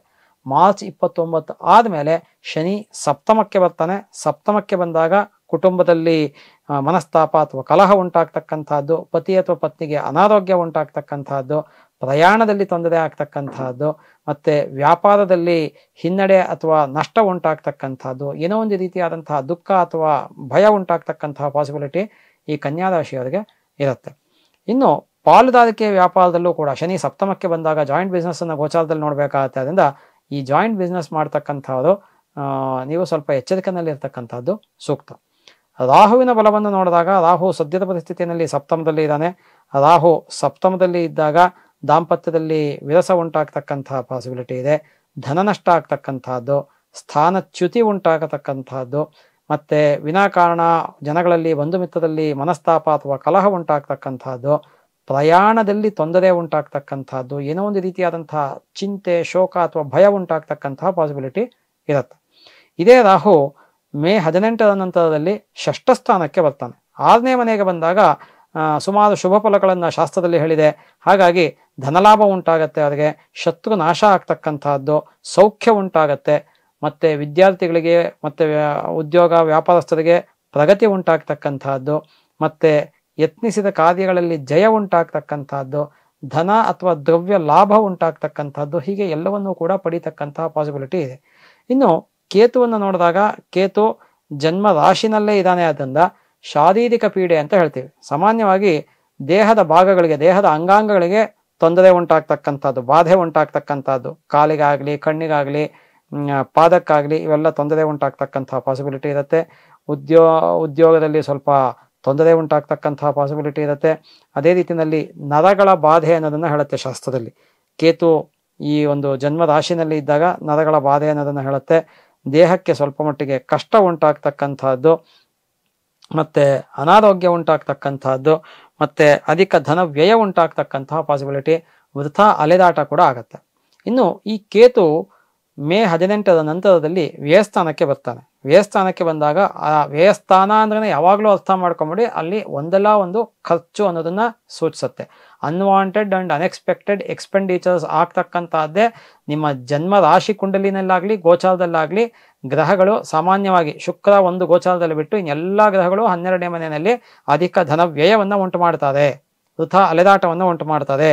ಹಾಗಾಗಿ ವೃಥಾ ಸಂಚಾರ ಉಂಟಾಗ್ತಕ್ಕಂತಹದ್ದು, ಮತ್ತೆ ಕೆಲವು ಸತಿ ಪ್ರಯಾಣ ಉಂಟಾಗ್ತಕ್ಕಂತಹದ್ದು, ಕಣ್ಣಿನ ಸಮಸ್ಯೆ ಉಂಟಾಗ್ತಕ್ಕಂಥದ್ದು. ಆದರೆ ಕೇತು 9ನೇ ಮನೆ ಅಥವಾ 12ನೇ ಮನೆಗೆ ಬಂದಾಗ ಜ್ಞಾನ ಪ್ರಾಪ್ತಿ ಅನ್ನೋದನ್ನು ಹೇಳುತ್ತೆ ಶಾಸ್ತ್ರದಲ್ಲಿ. ಅದೇ ರೀತಿಯಲ್ಲಿ ಶತ್ರುಗಳಿಂದ ತೊಂದರೆ ಉಂಟಾಗ್ತಕ್ಕಂಥದ್ದು. ಹೀಗೆ ಇವೆಲ್ಲವನ್ನೂ ಕೂಡ ಈ ಒಂದು ಕನ್ಯಾ ರಾಶಿಯವರು ಮಿಶ್ರ ಫಲಗಳನ್ನು ಅನುಭವಿಸ್ಬೇಕಾಗತ್ತೆ. ಯಾಕೆ ಅಂದರೆ ಫಸ್ಟ್ ಹಾಫ್ನಲ್ಲಿ ಕನ್ಯಾ ರಾಶಿಯವರಿಗೆ ಚೆನ್ನಾಗಿದೆ. ಯಾಕೆ ಅಂದರೆ ಗುರುಬಲ ಶನಿ ಬಲ ಎರಡೂ ಇದೆ, ರಾಹುಕೇತುಗಳ ಬಲ ಇಲ್ಲ. ಸೆಕೆಂಡ್ ಹಾಫ್ನಲ್ಲಿ ಅವ್ರಿಗೆ ಗುರುಬಲನೂ ಇರಲ್ಲ, ಶನಿ ಬಲನೂ ಇರಲ್ಲ, ಕೇತು ಬಲನೂ ಇರಲ್ಲ. ರಾಹು ಒಂದು ಪಾಸಿಟಿವ್ ಇರುತ್ತೆ ಅಷ್ಟೇ. ಹಾಗಾಗಿ ಏನಾಗುತ್ತೆ ಅಂದರೆ ಗುರು ಮತ್ತೆ ಶನಿ ಮತ್ತೆ ಕೇತು ಗ್ರಹಗಳಿಗೆ ನವಗ್ರಹ ಸಹಿತವಾಗಿ ಈ ಒಂದು ಶಾಂತಿ ಅಥವಾ ಪರಿಹಾರದ ವಿಚಾರಕ್ಕೆ ಬಂದಾಗ ಕನ್ಯಾ ರಾಶಿಯವರು ಗುರು ಮತ್ತೆ ಶನಿ ಮತ್ತೆ ಕೇತು ಗ್ರಹಗಳಿಗೆ ಶಾಂತಿಯನ್ನು ಮಾಡಿಕೊಳ್ತಕ್ಕಂತಹದ್ದು.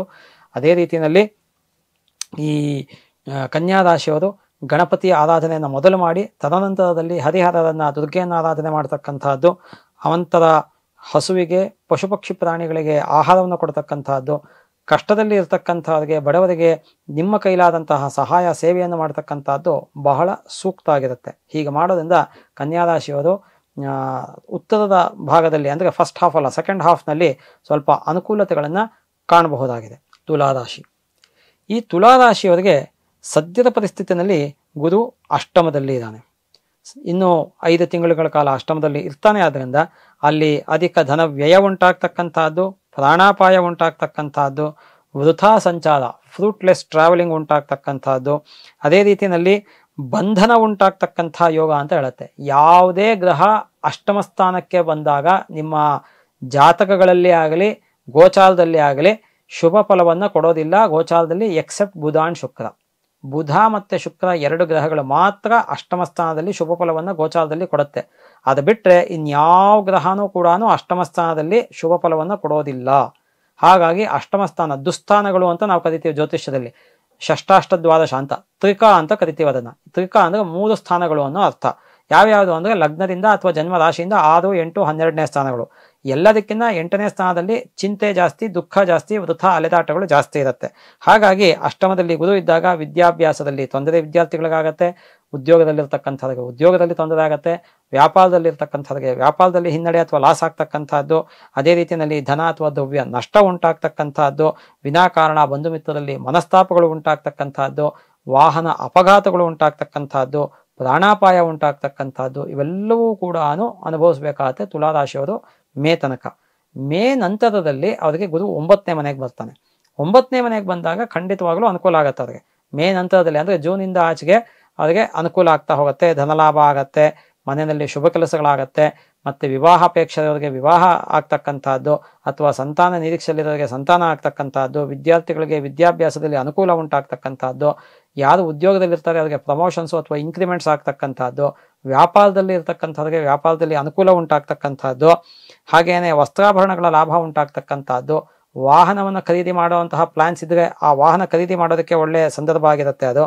ಅದೇ ರೀತಿಯಲ್ಲಿ ಬೇರೆ ಯಾವುದಾದ್ರು ದ್ರವ್ಯಗಳನ್ನು ಖರೀದಿ ಮಾಡಬೇಕು ಅನ್ನೋದಿದ್ರೆ ಅಥವಾ ಭೂಮಿಯನ್ನು ಖರೀದಿ ಮಾಡಬೇಕು ಅಂತಿದ್ರೆ ಅನುಕೂಲ ಆಗ್ತಕ್ಕಂಥದ್ದು ಇವೆಲ್ಲವೂ ಕೂಡ ತುಲಾರಾಶಿಯವರು ಅನುಕೂಲಗಳನ್ನು ಮೇ ನಂತರದಲ್ಲಿ ಪಡೀತಾರೆ. ಇನ್ನು ಶನಿಯ ಬಲಾಬಲಗಳನ್ನು ನೋಡಿದಾಗ ಶನಿ ಸದ್ಯದ ಪರಿಸ್ಥಿತಿನಲ್ಲಿ ಪಂಚಮದಲ್ಲಿ ಇದ್ದಾನೆ. ಪಂಚಮದಲ್ಲಿ ಶನಿ ಇದ್ದಾಗ ಧನನಾಶ ಆಗ್ತಕ್ಕಂಥ ಪಾಸಿಬಿಲಿಟಿ ಇರುತ್ತೆ. ಮತ್ತೆ ತಮ್ಮ ಮಕ್ಕಳಿಗೆ ಅಂದರೆ ತುಲಾರಾಶಿಯವರ ಮಕ್ಕಳಿಗೆ ವಿದ್ಯಾಭ್ಯಾಸದಲ್ಲೇ ಆಗಲಿ ಉದ್ಯೋಗದಲ್ಲೇ ಆಗಲಿ ತೊಂದರೆ ಉಂಟಾಗ್ತಕ್ಕಂತಹ ಪಾಸಿಬಿಲಿಟಿ ಇರುತ್ತೆ. ಮತ್ತೆ ಮಾನಸಿಕವಾಗಿ ಒಂದು ತೊಂದರೆಯನ್ನು ಅನುಭವಿಸ್ಬೇಕಾಗತ್ತೆ. ಅವರು ಕಷ್ಟಪ್ರಾಪ್ತಿ ಉಂಟಾಗ್ತಕ್ಕಂಥದ್ದು, ಬರಬೇಕಾದಂತಹ ದುಡ್ಡುಗಳು ಬರೋದಿಲ್ಲ, ಸ್ಟ್ರಕ್ ಆಗಿರುತ್ತೆ ಅವೆಲ್ಲಾನು ಕೂಡ. ಹಾಗೇನೆ ಒಂದು ಶತ್ರುಗಳಿಂದ ತೊಂದರೆ ಉಂಟಾಗ್ತಕ್ಕಂತಹ ಪಾಸಿಬಿಲಿಟಿ ಇರುತ್ತೆ. ಇದೇ ಶನಿ ಮಾರ್ಚ್ 29 ನಂತರ 6ನೇ ಮನೆಗೆ ಬರ್ತಾನೆ. 6ನೇ ಮನೆಗೆ ಬಂದಾಗ ಧನಲಾಭ ಆಗತ್ತೆ, ಸಕಲ ಸೌಖ್ಯ ಪ್ರಾಪ್ತಿ ಆಗತ್ತೆ, ಸ್ತ್ರೀ ಸೌಖ್ಯ ಉಂಟಾಗ್ತಕ್ಕಂಥದ್ದು, ಶತ್ರು ನಾಶ ಉಂಟಾಗ್ತಕ್ಕಂಥದ್ದು.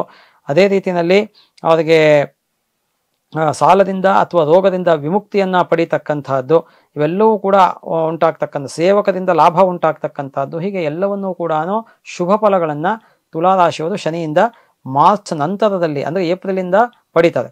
ರಾಹುವಿನ ಬಲವನ್ನು ನೋಡಿದಾಗ ತುಲಾರಾಶಿಗೆ ಸದ್ಯದ ಪರಿಸ್ಥಿತಿಯಲ್ಲಿ ರಾಹು ಷಷ್ಠದಲ್ಲಿ ಇದ್ದಾನೆ. ರಾಹು ಷಷ್ಠದಲ್ಲಿ ಇದ್ದಾಗ ಸೌಖ್ಯ ಇರುತ್ತೆ, ಶತ್ರುನಾಶ ಉಂಟಾಗತ್ತೆ, ಉದ್ಯೋಗದಲ್ಲಿ ಒಂದು ಪ್ರಗತಿ ಅಥವಾ ಏಳಿಗೆ ಉಂಟಾಗ್ತಕ್ಕಂಥದ್ದು. ಹಾಗೇನೆ ಅವ್ರಿಗೆ ಒಂದು ಈ ಮನೋರಂಜನೆ ಅಂತ ಏನು ಹೇಳ್ತೀವಿ ಅದರೊಳಗೆ ಸ್ವಲ್ಪ ಕಾಲ ಆಸಕ್ತಿ ಉಂಟಾಗ್ತಕ್ಕಂಥದ್ದು, ಧನಲಾಭ ಉಂಟಾಗ್ತಕ್ಕಂಥದ್ದು ಎಲ್ಲವೂ ಕೂಡ ಇರುತ್ತೆ. ಆದರೆ ರಾಹು ಮೇ 18 ಆದಮೇಲೆ ಪಂಚಮ ಸ್ಥಾನಕ್ಕೆ ಬರ್ತಾನೆ. ಪಂಚಮ ಸ್ಥಾನಕ್ಕೆ ಬಂದಾಗ ಧನನಾಶ ಆಗತ್ತೆ, ಮಕ್ಕಳಿಗೆ ತೊಂದರೆ ಉಂಟಾಗ್ತಕ್ಕಂಥದ್ದು, ಓದೋ ಮಕ್ಕಳಾದ ವಿದ್ಯಾಭ್ಯಾಸದಲ್ಲಿ ತೊಂದರೆ, ನಡು ವಯಸ್ಸಿನಲ್ಲಾದರೆ ಉದ್ಯೋಗದಲ್ಲಿ ತೊಂದರೆ ಆಗತ್ತೆ, ಇಲ್ಲ ಅನಾರೋಗ್ಯ ಉಂಟಾಗ್ತಕ್ಕಂಥದ್ದು, ಮತ್ತೆ ಹೊಟ್ಟೆ ಭಾಗದಲ್ಲಿ ಸ್ವಲ್ಪ ಕಷ್ಟ ಉಂಟಾಗ್ತಕ್ಕಂಥ ಸಮಸ್ಯೆ ಉಂಟಾಗ್ತಕ್ಕಂಥ ಪಾಸಿಬಿಲಿಟಿ ತುಲಾರಾಶಿಯವರಿಗೆ ಮೇ ನಂತರದಲ್ಲಿ ಕಾಣಿಸ್ಕೊಳ್ಳುತ್ತೆ. ಮತ್ತೆ ವೃಥಾ ಸಂಚಾರ ಅಥವಾ ವೃಥಾ ಅಲೆದಾಟ ಉಂಟಾಗತ್ತೆ, ಚಿಂತೆ ಅಥವಾ ದುಃಖ ಉಂಟಾಗತ್ತೆ. ಇವೆಲ್ಲವೂ ಕೂಡ ರಾಹುವಿನಿಂದ ತುಲಾರಾಶಿಯವರು ಅನುಭವಿಸ್ತಕ್ಕಂಥದ್ದು. ಇನ್ನು ಕೇತುವಿನ ಲೆಕ್ಕಾಚಾರ ನೋಡಿದಾಗ ಕೇತು ಸದ್ಯದ ಪರಿಸ್ಥಿತಿಯಲ್ಲಿ ವ್ಯಯಸ್ಥಾನದಲ್ಲಿ ಇದ್ದಾನೆ.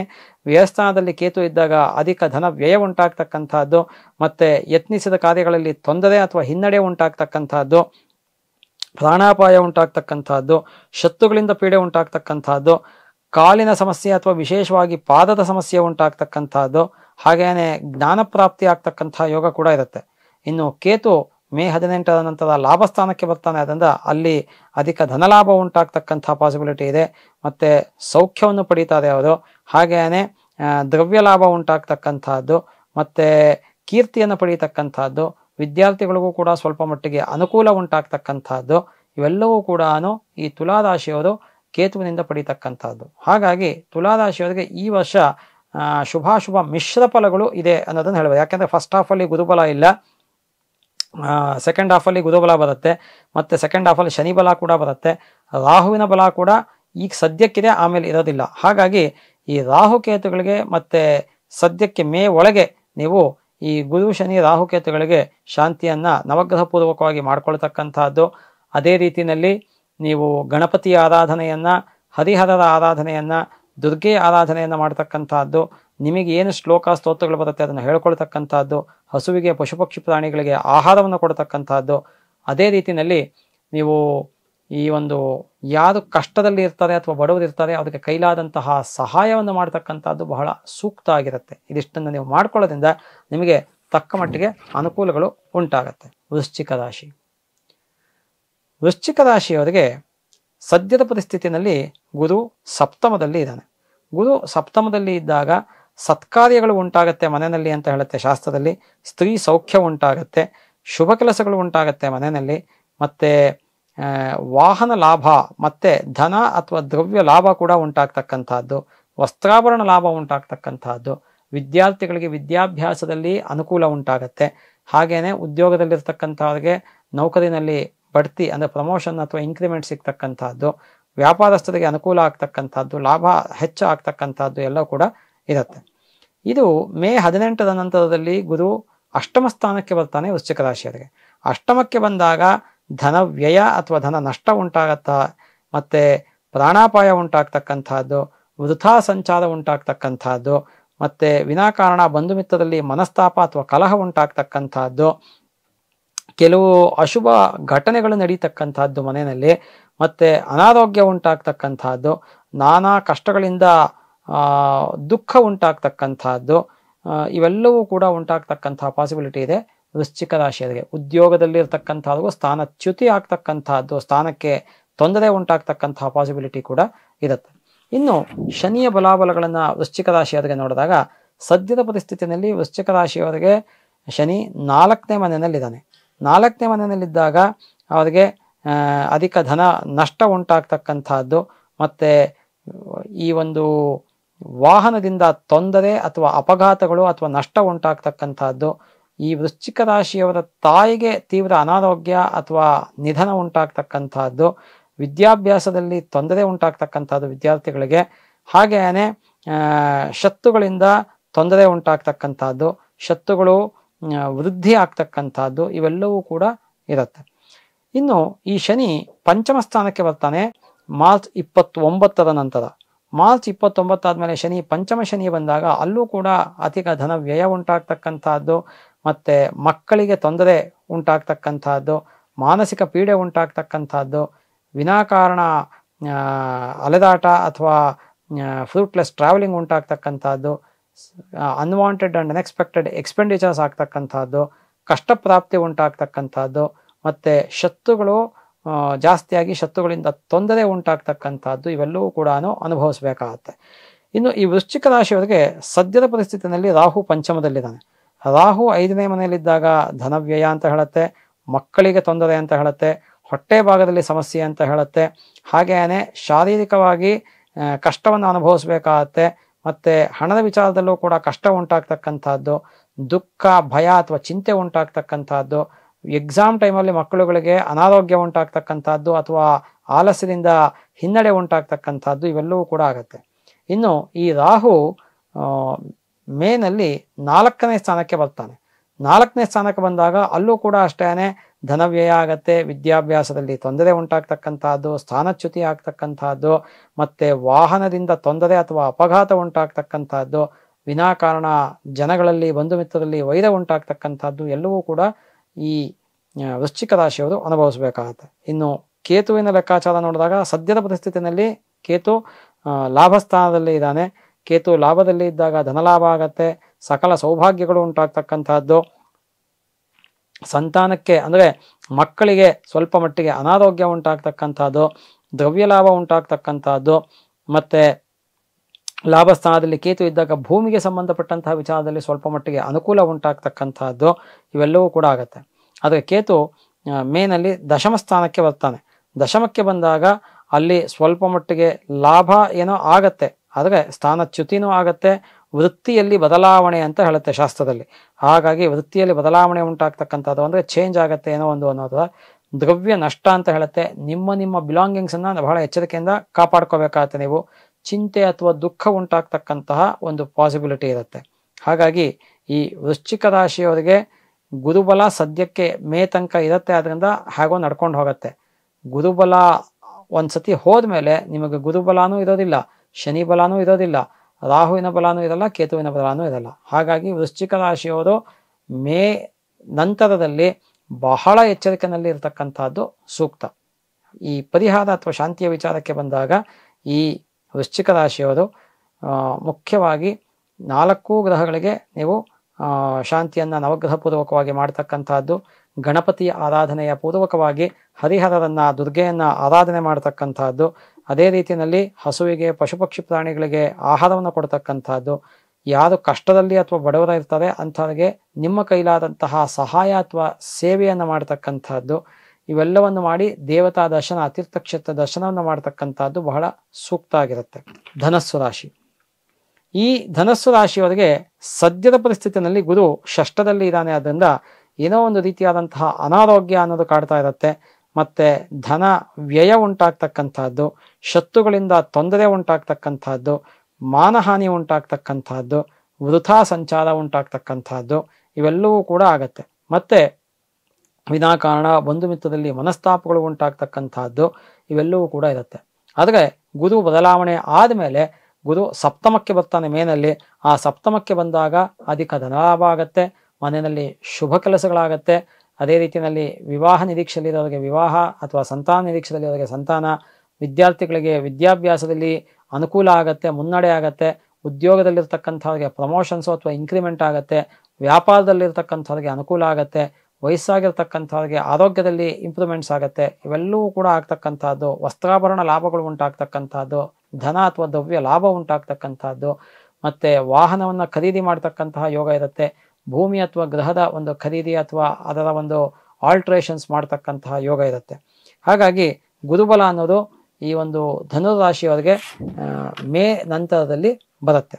ಇನ್ನು ಶನಿ ಸದ್ಯದ ಪರಿಸ್ಥಿತಿಯಲ್ಲಿ 3ನೇ ಮನೆಯಲ್ಲಿದ್ದಾನೆ. 3ನೇ ಮನೆಯಲ್ಲಿ ಶನಿ ಇದ್ದಾಗ ಅನುಕೂಲವನ್ನು ಉಂಟು ಮಾಡ್ತಾನೆ, ಧನಲಾಭವನ್ನು ಉಂಟು ಮಾಡ್ತಾನೆ, ಸ್ಥಾನ ಪ್ರಾಪ್ತಿ ಅಂದರೆ ಪ್ರಮೋಷನ್ಸ್ ಆಗ್ತಕ್ಕಂಥದ್ದು, ಮತ್ತೆ ಉದ್ಯೋಗದಲ್ಲಿ ಲಾಭ ಉಂಟಾಗ್ತಕ್ಕಂಥದ್ದು, ಅದೇ ರೀತಿಯಲ್ಲಿ ಶತ್ರು ನಾಶ ಉಂಟಾಗ್ತಕ್ಕಂಥದ್ದು, ಮತ್ತೆ ಸೇವಕರಿಂದ ಅನುಕೂಲ ಅಂತ ಹೇಳುತ್ತೆ ಶಾಸ್ತ್ರದಲ್ಲಿ. ಶನಿ 3ನೇ ಮನೆಯಲ್ಲಿದ್ದಾಗ 6ನೇ ಮನೆಯಲ್ಲಿದ್ದಾಗ ಸೇವಕರಿಂದ ಅನುಕೂಲ ಅಂತ ಹೇಳುತ್ತೆ.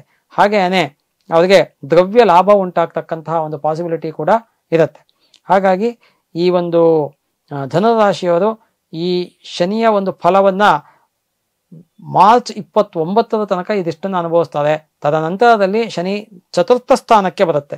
4ನೇ ಸ್ಥಾನಕ್ಕೆ ಬಂದಾಗ ವಿದ್ಯಾಭ್ಯಾಸದಲ್ಲಿ ತೊಂದರೆ ವಿದ್ಯಾರ್ಥಿಗಳಿಗೆ ಆಗತ್ತೆ, ವಾಹನ ಅಪಘಾತಗಳು ಉಂಟಾಗ್ತಕ್ಕಂಥದ್ದು, ಮತ್ತೆ ವಿದ್ಯಾಭ್ಯಾಸದಲ್ಲಿ ಹಿನ್ನಡೆ ಉಂಟಾಗ್ತಕ್ಕಂಥದ್ದು, ಉದ್ಯೋಗದಲ್ಲಿರೋರಿಗೆ ತೊಂದರೆ ಉಂಟಾಗ್ತಕ್ಕಂಥದ್ದು, ವ್ಯಾಪಾರದಲ್ಲಿರೋರಿಗೆ ಹಿನ್ನಡೆ ಅಥವಾ ನಷ್ಟ ಉಂಟಾಗ್ತಕ್ಕಂಥದ್ದು. ಅದೇ ರೀತಿಯಲ್ಲಿ ಈ ಧನುರಾಶಿಯವರ ತಾಯಿಗೆ ಅನಾರೋಗ್ಯ ಉಂಟಾಗ್ತಕ್ಕಂಥದ್ದು, ಮತ್ತೆ ಶತ್ರುಗಳು ವೃದ್ಧಿಯಾಗಿ ಶತ್ರುಗಳಿಂದ ಪೀಡೆ ಉಂಟಾಗ್ತಕ್ಕಂಥದ್ದು, ಇವೆಲ್ಲವೂ ಕೂಡ ಉಂಟಾಗ್ತಕ್ಕಂತಹ ಪಾಸಿಬಿಲಿಟಿ ಇರುತ್ತೆ. ವಿನಾಕಾರಣ ಬಂಧು ಮಿತ್ರರಲ್ಲಿ ಮನಸ್ತಾಪ ಉಂಟಾಗತ್ತೆ. ಹಾಗಾಗಿ ಈ ಒಂದು ಶನಿಯ ಒಂದು ವಿಚಾರದಲ್ಲಿ ಧನುರಾಶಿಯವರು ಬಹಳ ಎಚ್ಚರಿಕೆಯಲ್ಲಿರಬೇಕಾಗತ್ತೆ. ಯಾಕೆಂದ್ರೆ ಅರ್ಧಾಷ್ಟಮ ಶನಿ ಅಂತ ಕರೀತೇವೆ 4ಥ ಶನಿಯನ್ನ. ಹಾಗಾಗಿ ಅದನ್ನು ನೋಡ್ಕೋಬೇಕಾಗತ್ತೆ.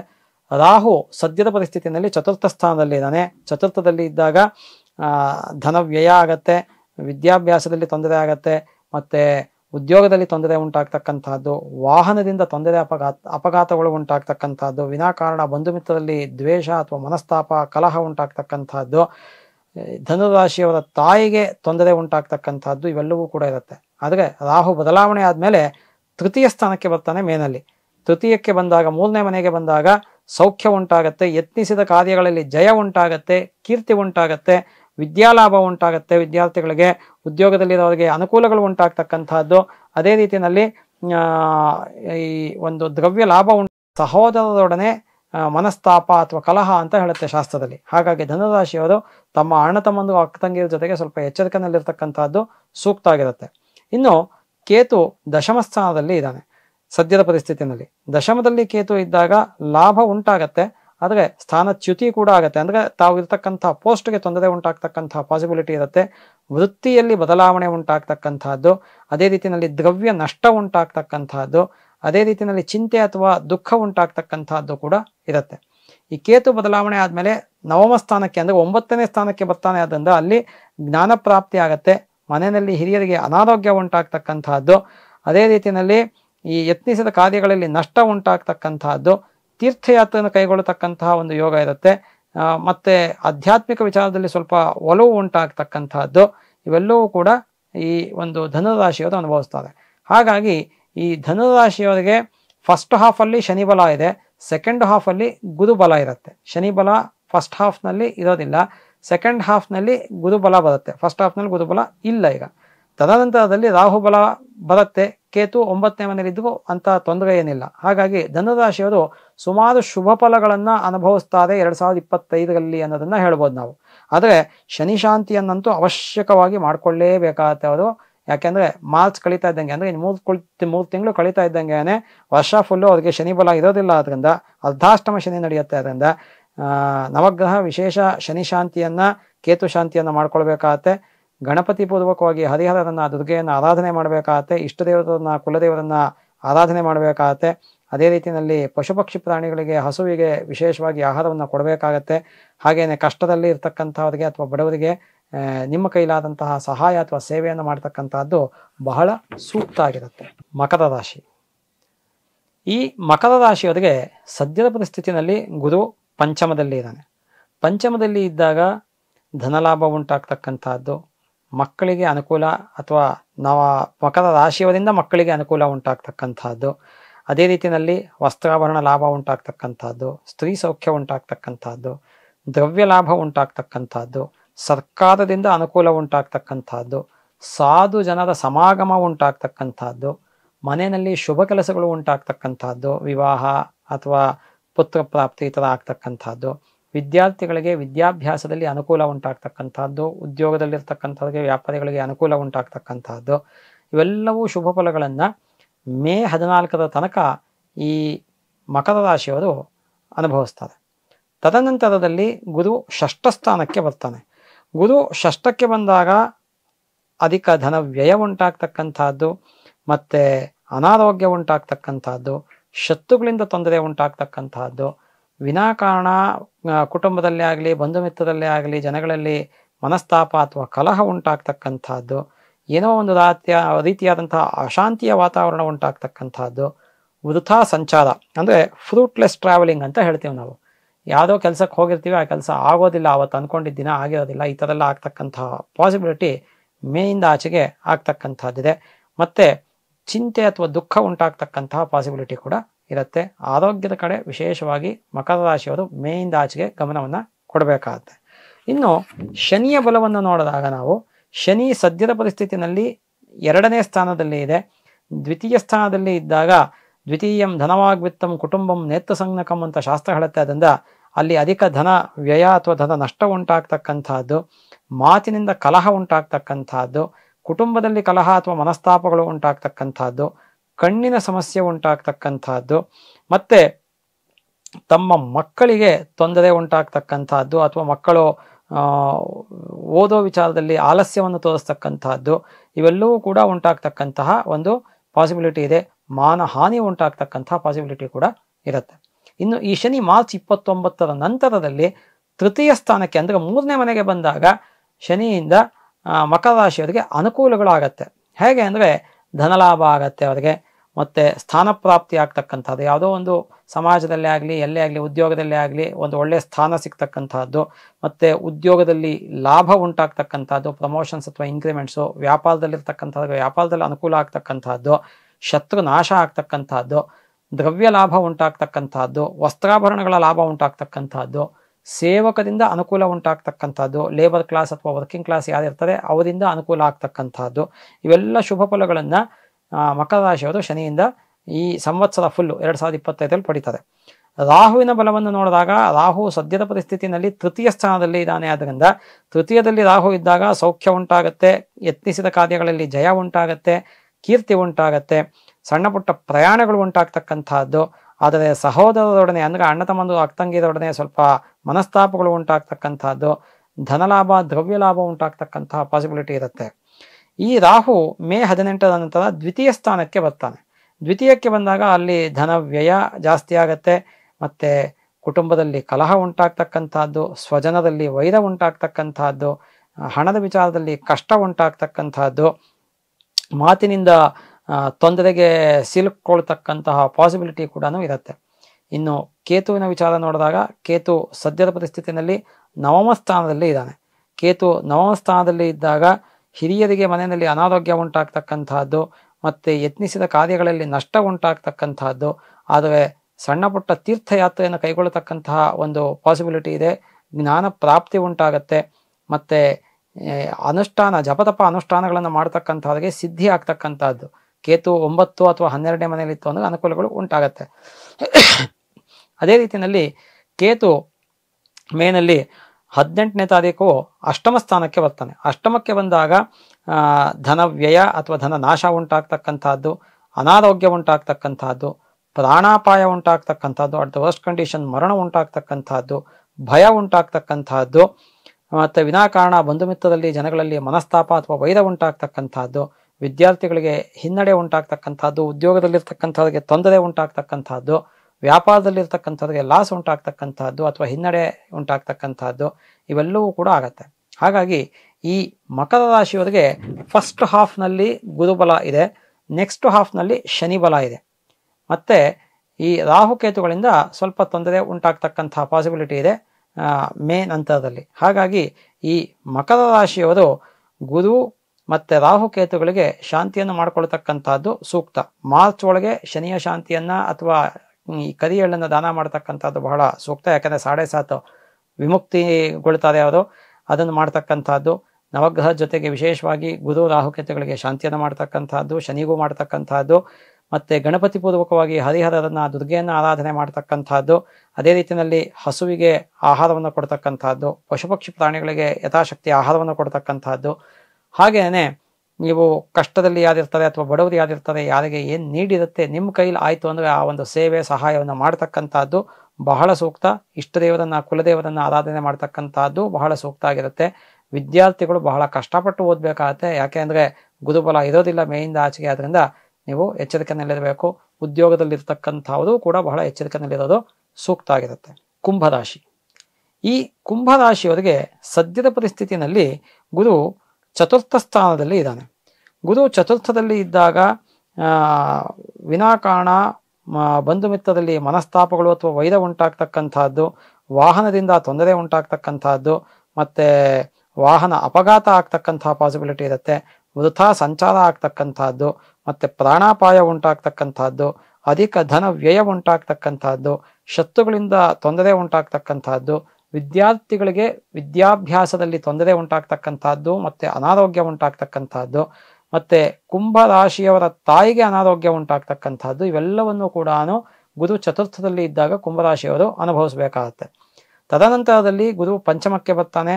ಪಂಚಮಕ್ಕೆ ಬಂದಾಗ ಗುರು ಧನಲಾಭ ಆಗತ್ತೆ, ಸಂತಾನದಿಂದ ಅಂದ್ರೆ ಮಕ್ಕಳಿಗೆ ಅನುಕೂಲ ಆಗತ್ತೆ, ಮತ್ತೆ ಭೂಮಿ ಅಥವಾ ಗೃಹ ಲಾಭ ಆಗ್ತಕ್ಕಂಥದ್ದು, ವಸ್ತ್ರಾಭರಣ ಲಾಭ ಆಗ್ತಕ್ಕಂಥದ್ದು, ಸ್ತ್ರೀ ಸೌಖ್ಯ ಸಿಗ್ತಕ್ಕಂಥದ್ದು, ಧನ ಮತ್ತು ದ್ರವ್ಯ ಲಾಭ ಉಂಟಾಗ್ತಕ್ಕಂಥದ್ದು, ಮನೆಯಲ್ಲಿ ಶುಭ ಕೆಲಸಗಳು ಉಂಟಾಗ್ತಕ್ಕಂಥದ್ದು, ಮತ್ತೆ ಸಾಧು ಜನರ ಸಮಾಗಮ ಉಂಟಾಗ್ತಕ್ಕಂಥದ್ದು, ಇವೆಲ್ಲವೂ ಕೂಡ ಆಗ್ತಕ್ಕಂಥದ್ದು. ಇನ್ನು ಈ ಕುಂಭರಾಶಿಯವರಿಗೆ ಶನಿ ಸದ್ಯದ ಪರಿಸ್ಥಿತಿಯಲ್ಲಿ ಜನ್ಮ ರಾಶಿನಲ್ಲೇ ಇದ್ದಾನೆ. ಜನ್ಮ ರಾಶಿನಲ್ಲಿ ಶನಿ ಇದ್ದಾಗ ಅನಾರೋಗ್ಯ ಉಂಟಾಗ್ತಕ್ಕಂಥದ್ದು, ಮತ್ತೆ ಶಾರೀರಿಕ ಪೀಡೆ, ದೈಹಿಕವಾಗಿ ಅಂದ್ರೆ any kind of physical pain ಅದಾದ ವೂಂಡ್ಸ್ ಆಗ್ತಕ್ಕಂಥದ್ದು, ಪ್ರಾಣಾಪಾಯ ಉಂಟಾಗ್ತಕ್ಕಂಥದ್ದು. ಅದೇ ರೀತಿಯಲ್ಲಿ ವಿನಾಕಾರಣ ಬಂಧು ಮಿತ್ರದಲ್ಲಿ ಕಲಹ ಅಥವಾ ಮನಸ್ತಾಪ ಉಂಟಾಗ್ತಕ್ಕಂತಹ ಪಾಸಿಬಿಲಿಟಿ ಇರುತ್ತೆ. ಮತ್ತೆ ಧನ ಅಥವಾ ದ್ರವ್ಯ ನಷ್ಟ ಉಂಟಾಗ್ತಕ್ಕಂಥದ್ದು, ಯತ್ನಿಸಿದ ಕಾರ್ಯಗಳಲ್ಲಿ ವಿಳಂಬ ಉಂಟಾಗ್ತಕ್ಕಂಥದ್ದು, ಪರಸ್ಥಳ ವಾಸ ಅಂತ ಹೇಳುತ್ತೆ ಶಾಸ್ತ್ರದಲ್ಲಿ. ಅದು ಕೂಡ ಅಂದ್ರೆ ನಾವು ನಮ್ಮ ಮನೆ ಬಿಟ್ಟು ಬೇರೆಯವ್ರ ಮನೆಯಲ್ಲಿ ನಾವು ಎಲ್ಲೋ ರಾತ್ರಿ ಕಳಿಬೇಕಾದಂತಹ ಪರಿಸ್ಥಿತಿ ಬರುತ್ತೆ, ಬೇರೆ ಊರಲ್ಲಿ ಕಳಿಬೇಕಾದಂತಹ ಪರಿಸ್ಥಿತಿ ಬರುತ್ತೆ. ಇವೆಲ್ಲವೂ ಆಗ್ತಕ್ಕಂತಹ ಒಂದು ಪಾಸಿಬಿಲಿಟಿ ಇರುತ್ತೆ. ಇನ್ನು ಈ ಶನಿ ಮಾರ್ಚ್ 29 ನಂತರ ದ್ವಿತೀಯ ಸ್ಥಾನಕ್ಕೆ ಬರ್ತಾನೆ. ದ್ವಿತೀಯಕ್ಕೆ ಬಂದಾಗ ಮಾತಿನಿಂದ ಕಲಹ ಅಥವಾ ಮನಸ್ತಾಪ ಉಂಟಾಗ್ತಕ್ಕಂಥದ್ದು, ಮತ್ತೆ ಧನ ನಷ್ಟ ಉಂಟಾಗ್ತಕ್ಕಂಥದ್ದು, ಮತ್ತೆ ಸುಖ ನಾಶ ಉಂಟಾಗ್ತಕ್ಕಂಥದ್ದು, ಮತ್ತೆ ಕುಟುಂಬದಲ್ಲಿ ಮನಸ್ತಾಪ ಅಥವಾ ಕಲಹ ಉಂಟಾಗ್ತಕ್ಕಂಥದ್ದು, ಮಾನಹಾನಿ ಉಂಟಾಗ್ತಕ್ಕಂಥದ್ದು, ವಿದ್ಯಾಭ್ಯಾಸದಲ್ಲಿ ತೊಂದರೆ ಉಂಟಾಗ್ತಕ್ಕಂಥದ್ದು, ಇವೆಲ್ಲವೂ ಕೂಡ ಶನಿಯಿಂದ ಕುಂಭರಾಶಿಯವರು ಅನುಭವಿಸಬೇಕಾಗತ್ತೆ. ಇನ್ನು ರಾಹುವಿನ ಬಲವನ್ನು ನೋಡಿದಾಗ ರಾಹು ಸದ್ಯದ ಪರಿಸ್ಥಿತಿಯಲ್ಲಿ ದ್ವಿತೀಯ ಸ್ಥಾನದಲ್ಲಿ ಅಂದ್ರೆ 2ನೇ ಮನೆಯಲ್ಲಿ ಇದ್ದಾನೆ. ಅದರಿಂದ ಧನನಾಶ ಅಥವಾ ಧನ ವ್ಯಯ ಉಂಟಾಗತ್ತೆ, ಕಲಹ ಉಂಟಾಗ್ತಾ ಇರುತ್ತೆ, ಸ್ವಜನದಲ್ಲಿ ವೈರ ಅಥವಾ ಮನಸ್ತಾಪ ಉಂಟಾಗತ್ತೆ, ಯತ್ನಿಸಿದ ಕಾರ್ಯಗಳಲ್ಲಿ ಹಿನ್ನಡೆ ಉಂಟಾಗತ್ತೆ, ಮತ್ತೆ ದ್ರವ್ಯ ನಷ್ಟ ಉಂಟಾಗ್ತಕ್ಕಂಥದ್ದು, ಯಾವುದಾದ್ರು ವಸ್ತುವನ್ನು ಕಳ್ಕೊಳ್ತಕ್ಕಂತಹ ಯೋಗ ಇರುತ್ತೆ. ಆದರೆ ರಾಹು ಬದಲಾವಣೆ ಆದಾಗ ಕುಂಭರಾಶಿಯವರಿಗೆ ಜನ್ಮ ರಾಶಿಗೆ ಬರ್ತಾನೆ. ಜನ್ಮ ರಾಶಿಗೆ ಬಂದಾಗ ಕುಂಭರಾಶಿಗೆ ಬಂದಾಗ ಶಾರೀರಿಕವಾಗಿ ತೊಂದರೆ ಉಂಟಾಗ್ತಕ್ಕಂಥದ್ದು, ಅದೇ ರೀತಿಯಲ್ಲಿ ಮನೆಯಲ್ಲಿ ಒಂದು ರೀತಿಯಾದಂತಹ ಅಶಾಂತಿಯ ವಾತಾವರಣ ಉಂಟಾಗ್ತಕ್ಕಂಥದ್ದು, ತಲೆನೋವು ಉಂಟಾಗ್ತಕ್ಕಂಥದ್ದು, ಮತ್ತೆ ಬುದ್ಧಿ ಕ್ಲೇಶ ಅಂದ್ರೆ ಬುದ್ಧಿಗೆ ಭ್ರಮಣೆ ಉಂಟಾಗ್ತಕ್ಕಂಥದ್ದು, ಹಾಗೇನೆ ಧನ ನಷ್ಟ ಉಂಟಾಗ್ತಕ್ಕಂಥದ್ದು, ಇವೆಲ್ಲವೂ ಕೂಡ ಉಂಟಾಗ್ತಕ್ಕಂಥದ್ದು. ಇನ್ನು ಕೇತುವಿನ ವಿಚಾರವನ್ನು ನೋಡಿದಾಗ ಕೇತು ಸದ್ಯದ ಪರಿಸ್ಥಿತಿಯಲ್ಲಿ ಅಷ್ಟಮದಲ್ಲಿ ಇದ್ದಾನೆ.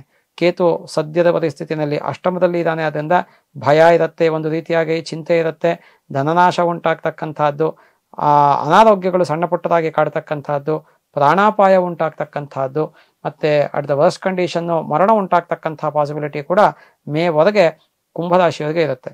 ಅದಾದಮೇಲೆ ಸಪ್ತಮ ಸ್ಥಾನಕ್ಕೆ ಬರ್ತಾನೆ ಕೇತು. ಕೇತು ಸಪ್ತಮಕ್ಕೆ ಬಂದಾಗ ದಾಂಪತ್ಯದಲ್ಲಿ ವಿರಸ ಉಂಟಾಗ್ತಕ್ಕಂಥದ್ದು, ಮತ್ತೆ ವಿವಾಹ ವಿಳಂಬ ಆಗ್ತಕ್ಕಂಥದ್ದು, ಯತ್ನಿಸಿದ ಕಾರ್ಯಗಳಲ್ಲಿ ನಷ್ಟ ಉಂಟಾಗ್ತಕ್ಕಂಥದ್ದು, ಧನ ವ್ಯಯ ಉಂಟಾಗ್ತಕ್ಕಂಥದ್ದು, ಪ್ರಯಾಣದಲ್ಲಿ ತೊಂದರೆ ಅಥವಾ ಪ್ರಾಣಾಪಾಯ ಉಂಟಾಗ್ತಕ್ಕಂಥದ್ದು, ಮತ್ತೆ ವಿನಾಕಾರಣ ಜನಗಳಲ್ಲಿ ಬಂಧು ಮಿತ್ರರಲ್ಲಿ ಮನಸ್ತಾಪ ಅಥವಾ ಕಲಹ ಉಂಟಾಗ್ತಕ್ಕಂತಹದ್ದು, ವೃಥಾ ಸಂಚಾರ ಆಗ್ತಕ್ಕಂಥದ್ದು ಕೂಡ ಇರುತ್ತೆ.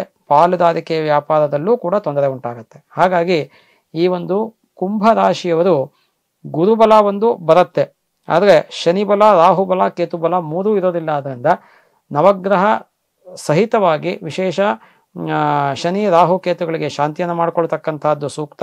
ಅದೇ ರೀತಿಯಲ್ಲಿ ಗಣಪತಿ ಪೂರ್ವಕವಾಗಿ ಹರಿಹರನನ್ನ ಆರಾಧನೆ ಮಾಡ್ತಕ್ಕಂಥದ್ದು, ಮತ್ತೆ ಇಷ್ಟದೇವರು ಕುಲದೇವರನ್ನ ಆರಾಧನೆ ಮಾಡ್ತಕ್ಕಂಥದ್ದು, ಹಸು ಪಶು ಪಕ್ಷಿ ಪ್ರಾಣಿಗಳಿಗೆ ಆಹಾರವನ್ನು ಕೊಡ್ತಕ್ಕಂಥದ್ದು, ಯಾರು ಕಷ್ಟದಲ್ಲಿ ಇರ್ತಾರೆ, ಯಾರು ಬಡವರಿರ್ತಾರೆ ಅವರಿಗೆ ಕೈಲಾದ ಸಹಾಯವನ್ನು ಮಾಡ್ತಕ್ಕಂಥದ್ದು, ಮತ್ತೆ ತೀರ್ಥಕ್ಷೇತ್ರ ದರ್ಶನ ಮಾಡ್ತಕ್ಕಂಥದ್ದು, ಇವೆಲ್ಲವೂ ಕೂಡ ಸೂಕ್ತ ಆಗಿರುತ್ತೆ. ಇದರಿಂದ ಕುಂಭರಾಶಿಯವರು ಶುಭ ಫಲಗಳನ್ನು ಪಡೀತಾರೆ.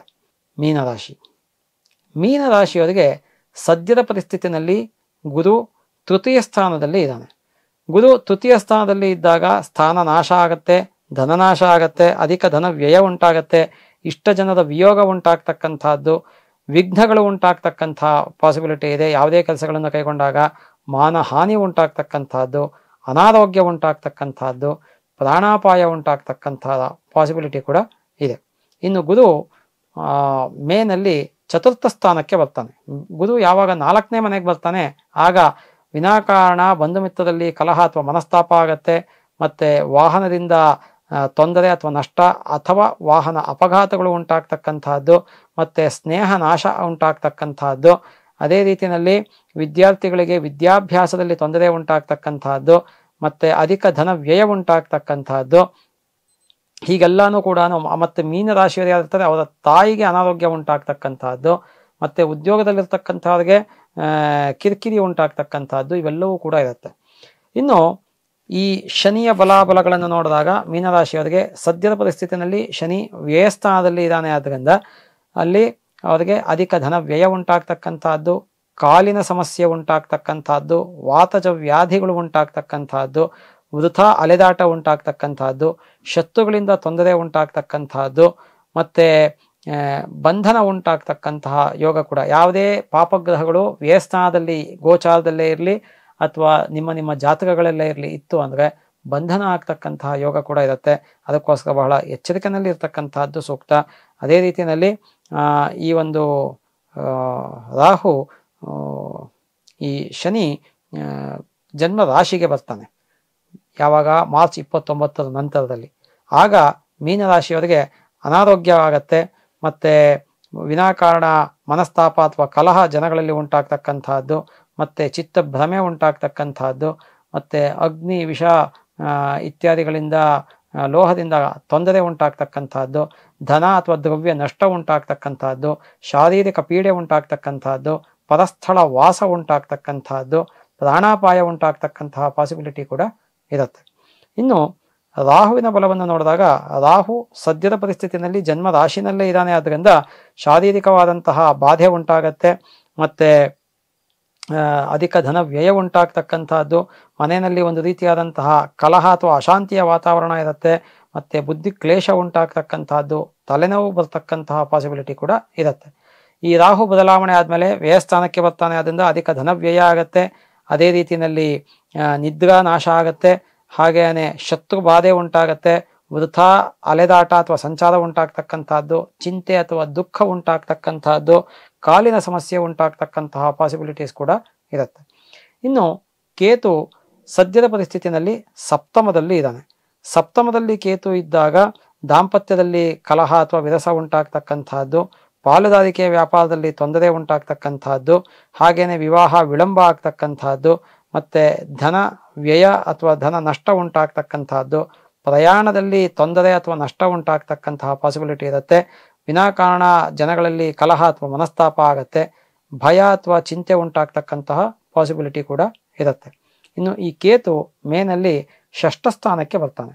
ಷಷ್ಠ ಸ್ಥಾನಕ್ಕೆ ಕೇತು ಬಂದಾಗ ಅಧಿಕ ಧನಲಾಭ ಆಗತ್ತೆ, ಸೌಖ್ಯ ಉಂಟಾಗತ್ತೆ, ಶತ್ರು ನಾಶ ಉಂಟಾಗ್ತಕ್ಕಂತಹದ್ದು, ವಿದ್ಯಾರ್ಥಿಗಳಿಗೆ ವಿದ್ಯಾಭ್ಯಾಸದಲ್ಲಿ ಪ್ರಗತಿ ಉಂಟಾಗ್ತಕ್ಕಂತಹದ್ದು, ಉದ್ಯೋಗದಲ್ಲಿ ಬಡ್ತಿ ಅಥವಾ ಪ್ರಮೋಷನ್ಸ್ ಅಥವಾ ಇನ್ಕ್ರಿಮೆಂಟ್ ಆಗ್ತಕ್ಕಂತಹದ್ದು, ಅಧಿಕ ಧನಲಾಭ ಉಂಟಾಗ್ತಕ್ಕಂತಹದ್ದು, ಮತ್ತೆ ನೂತನ ಉದ್ಯೋಗ ಅಥವಾ ವ್ಯಾಪಾರವನ್ನ ಪ್ರಾರಂಭ ಮಾಡೋದಕ್ಕೆ ಒಂದು ಒಳ್ಳೆ ಸಕಾಲ ಆಗಿರ್ತಕ್ಕಂತಹ ಪಾಸಿಬಿಲಿಟಿ ಇರುತ್ತೆ. ಹಾಗಾಗಿ ಈ ಮೀನರಾಶಿಯವರಿಗೆ ಈ 2025ರಲ್ಲಿ ಗುರುಬಲ ಇರೋದಿಲ್ಲ, ಶನಿ ಬಲ ಕೂಡ ಇರೋದಿಲ್ಲ, ರಾಹುಬಲ ಕೂಡ ಇರೋದಿಲ್ಲ, ಕೇತು ಬಲ ಮೇನಂತರದಲ್ಲಿ ಬರುತ್ತೆ. ಆದ್ದರಿಂದ ಈ ಮೀನರಾಶಿಯವರು ನವಗ್ರಹ ಸಹಿತವಾಗಿ ವಿಶೇಷ ಗುರು ಶನಿ ರಾಹು ಗ್ರಹಗಳಿಗೆ ಶಾಂತಿಯನ್ನು ಮಾಡ್ಕೊಳ್ತಕ್ಕಂಥದ್ದು ಸೂಕ್ತ. ಗಣಪತಿ ಪೂರ್ವಕವಾಗಿ ಹರಿಹರರನ್ನ ದುರ್ಗೆಯನ್ನ ಆರಾಧನೆ ಮಾಡ್ತಕ್ಕಂಥದ್ದು, ಇಷ್ಟದೇವರನ್ನ ಕುಲದೇವರನ್ನ ಆರಾಧನೆ ಮಾಡ್ತಕ್ಕಂಥದ್ದು, ಅದೇ ರೀತಿಯಲ್ಲಿ ಈ ಹಸು ಪಶು ಪಕ್ಷಿ ಪ್ರಾಣಿಗಳಿಗೆ ಆಹಾರವನ್ನು ಯಥಾಶಕ್ತಿ ಕೊಡ್ತಕ್ಕಂಥದ್ದು, ಅದೇ ರೀತಿಯಲ್ಲಿ ಯಾರು ಕಷ್ಟದಲ್ಲಿ ಇರ್ತಾರೆ, ಯಾರು ಬಡವರು ಇರ್ತಾರೆ, ಯಾರು ತೊಂದರೆಗೆ ಒಳಗಾಗಿರ್ತಾರೆ ಅವರಿಗೆ ನಿಮ್ಮ ಕೈಲಾದಂತಹ ಸಹಾಯ ಮತ್ತು ಸೇವೆಯನ್ನು ಮಾಡ್ತಕ್ಕಂಥದ್ದು ಬಹಳ ಸೂಕ್ತ. ಇದೆಲ್ಲದರ ಜೊತೆಗೆ ನೀವು ಎಲ್ಲ ರಾಶಿಯವರು ಕೂಡ ಗುರುವಿಗೆ ಕಡಲೆ ಕಾಳು ಅಥವಾ ಕಡಲೆ ಬೇಳೆ, ಅದೇ ರೀತಿಯಲ್ಲಿ ಶನಿ ಗ್ರಹಕ್ಕೆ ಕರಿ ಎಳ್ಳು ಅಥವಾ ಎಳ್ಳೆಣ್ಣೆ, ರಾಹು ಗ್ರಹಕ್ಕೆ ಉದ್ದಿನ ಬೇಳೆ, ಅದೇ ರೀತಿ ಕೇತುವಿಗೆ ಹುರುಳಿ, ಈ ಧಾನ್ಯಗಳನ್ನು ನೀವು ಯಥಾಶಕ್ತಿ ನಿಮ್ಮ ಕೈಲಿ ಕೊಡೋಕ್ಕಾದ್ರೆ ದಾನವನ್ನು ಕೊಡ್ತಕ್ಕಂಥದ್ದು. ಆಗಾಗ ತೀರ್ಥಕ್ಷೇತ್ರಗಳಿಗೆ ಅಥವಾ ದೇವಸ್ಥಾನಕ್ಕೆ ಹೋಗಿ ಅಲ್ಲಿ ಒಂದು 5 ನಿಮಿಷ ಕೂತ್ಕೊಂಡು ನಿಮ್ಮ ಕೈಲಿ ಏನಾಗುತ್ತೋ ಅದು ಶ್ಲೋಕ ಸ್ತೋತ್ರ ಹೇಳ್ಕೊಂಡು ಅಥವಾ ಧ್ಯಾನವನ್ನು ಮಾಡಿಕೊಂಡು ಬರ್ತಕ್ಕಂಥದ್ದು ಸೂಕ್ತ ಅಂತ ಹೇಳ್ತೀನಿ. ಇಷ್ಟು ಮಾಡ್ಕೊಳ್ಳಿ, ಮೀನರಾಶಿಯವರೆಗೂ ಕೂಡ ಎಲ್ಲ ರೀತಿಯಲ್ಲೂ ಅನುಕೂಲ ಆಗತ್ತೆ.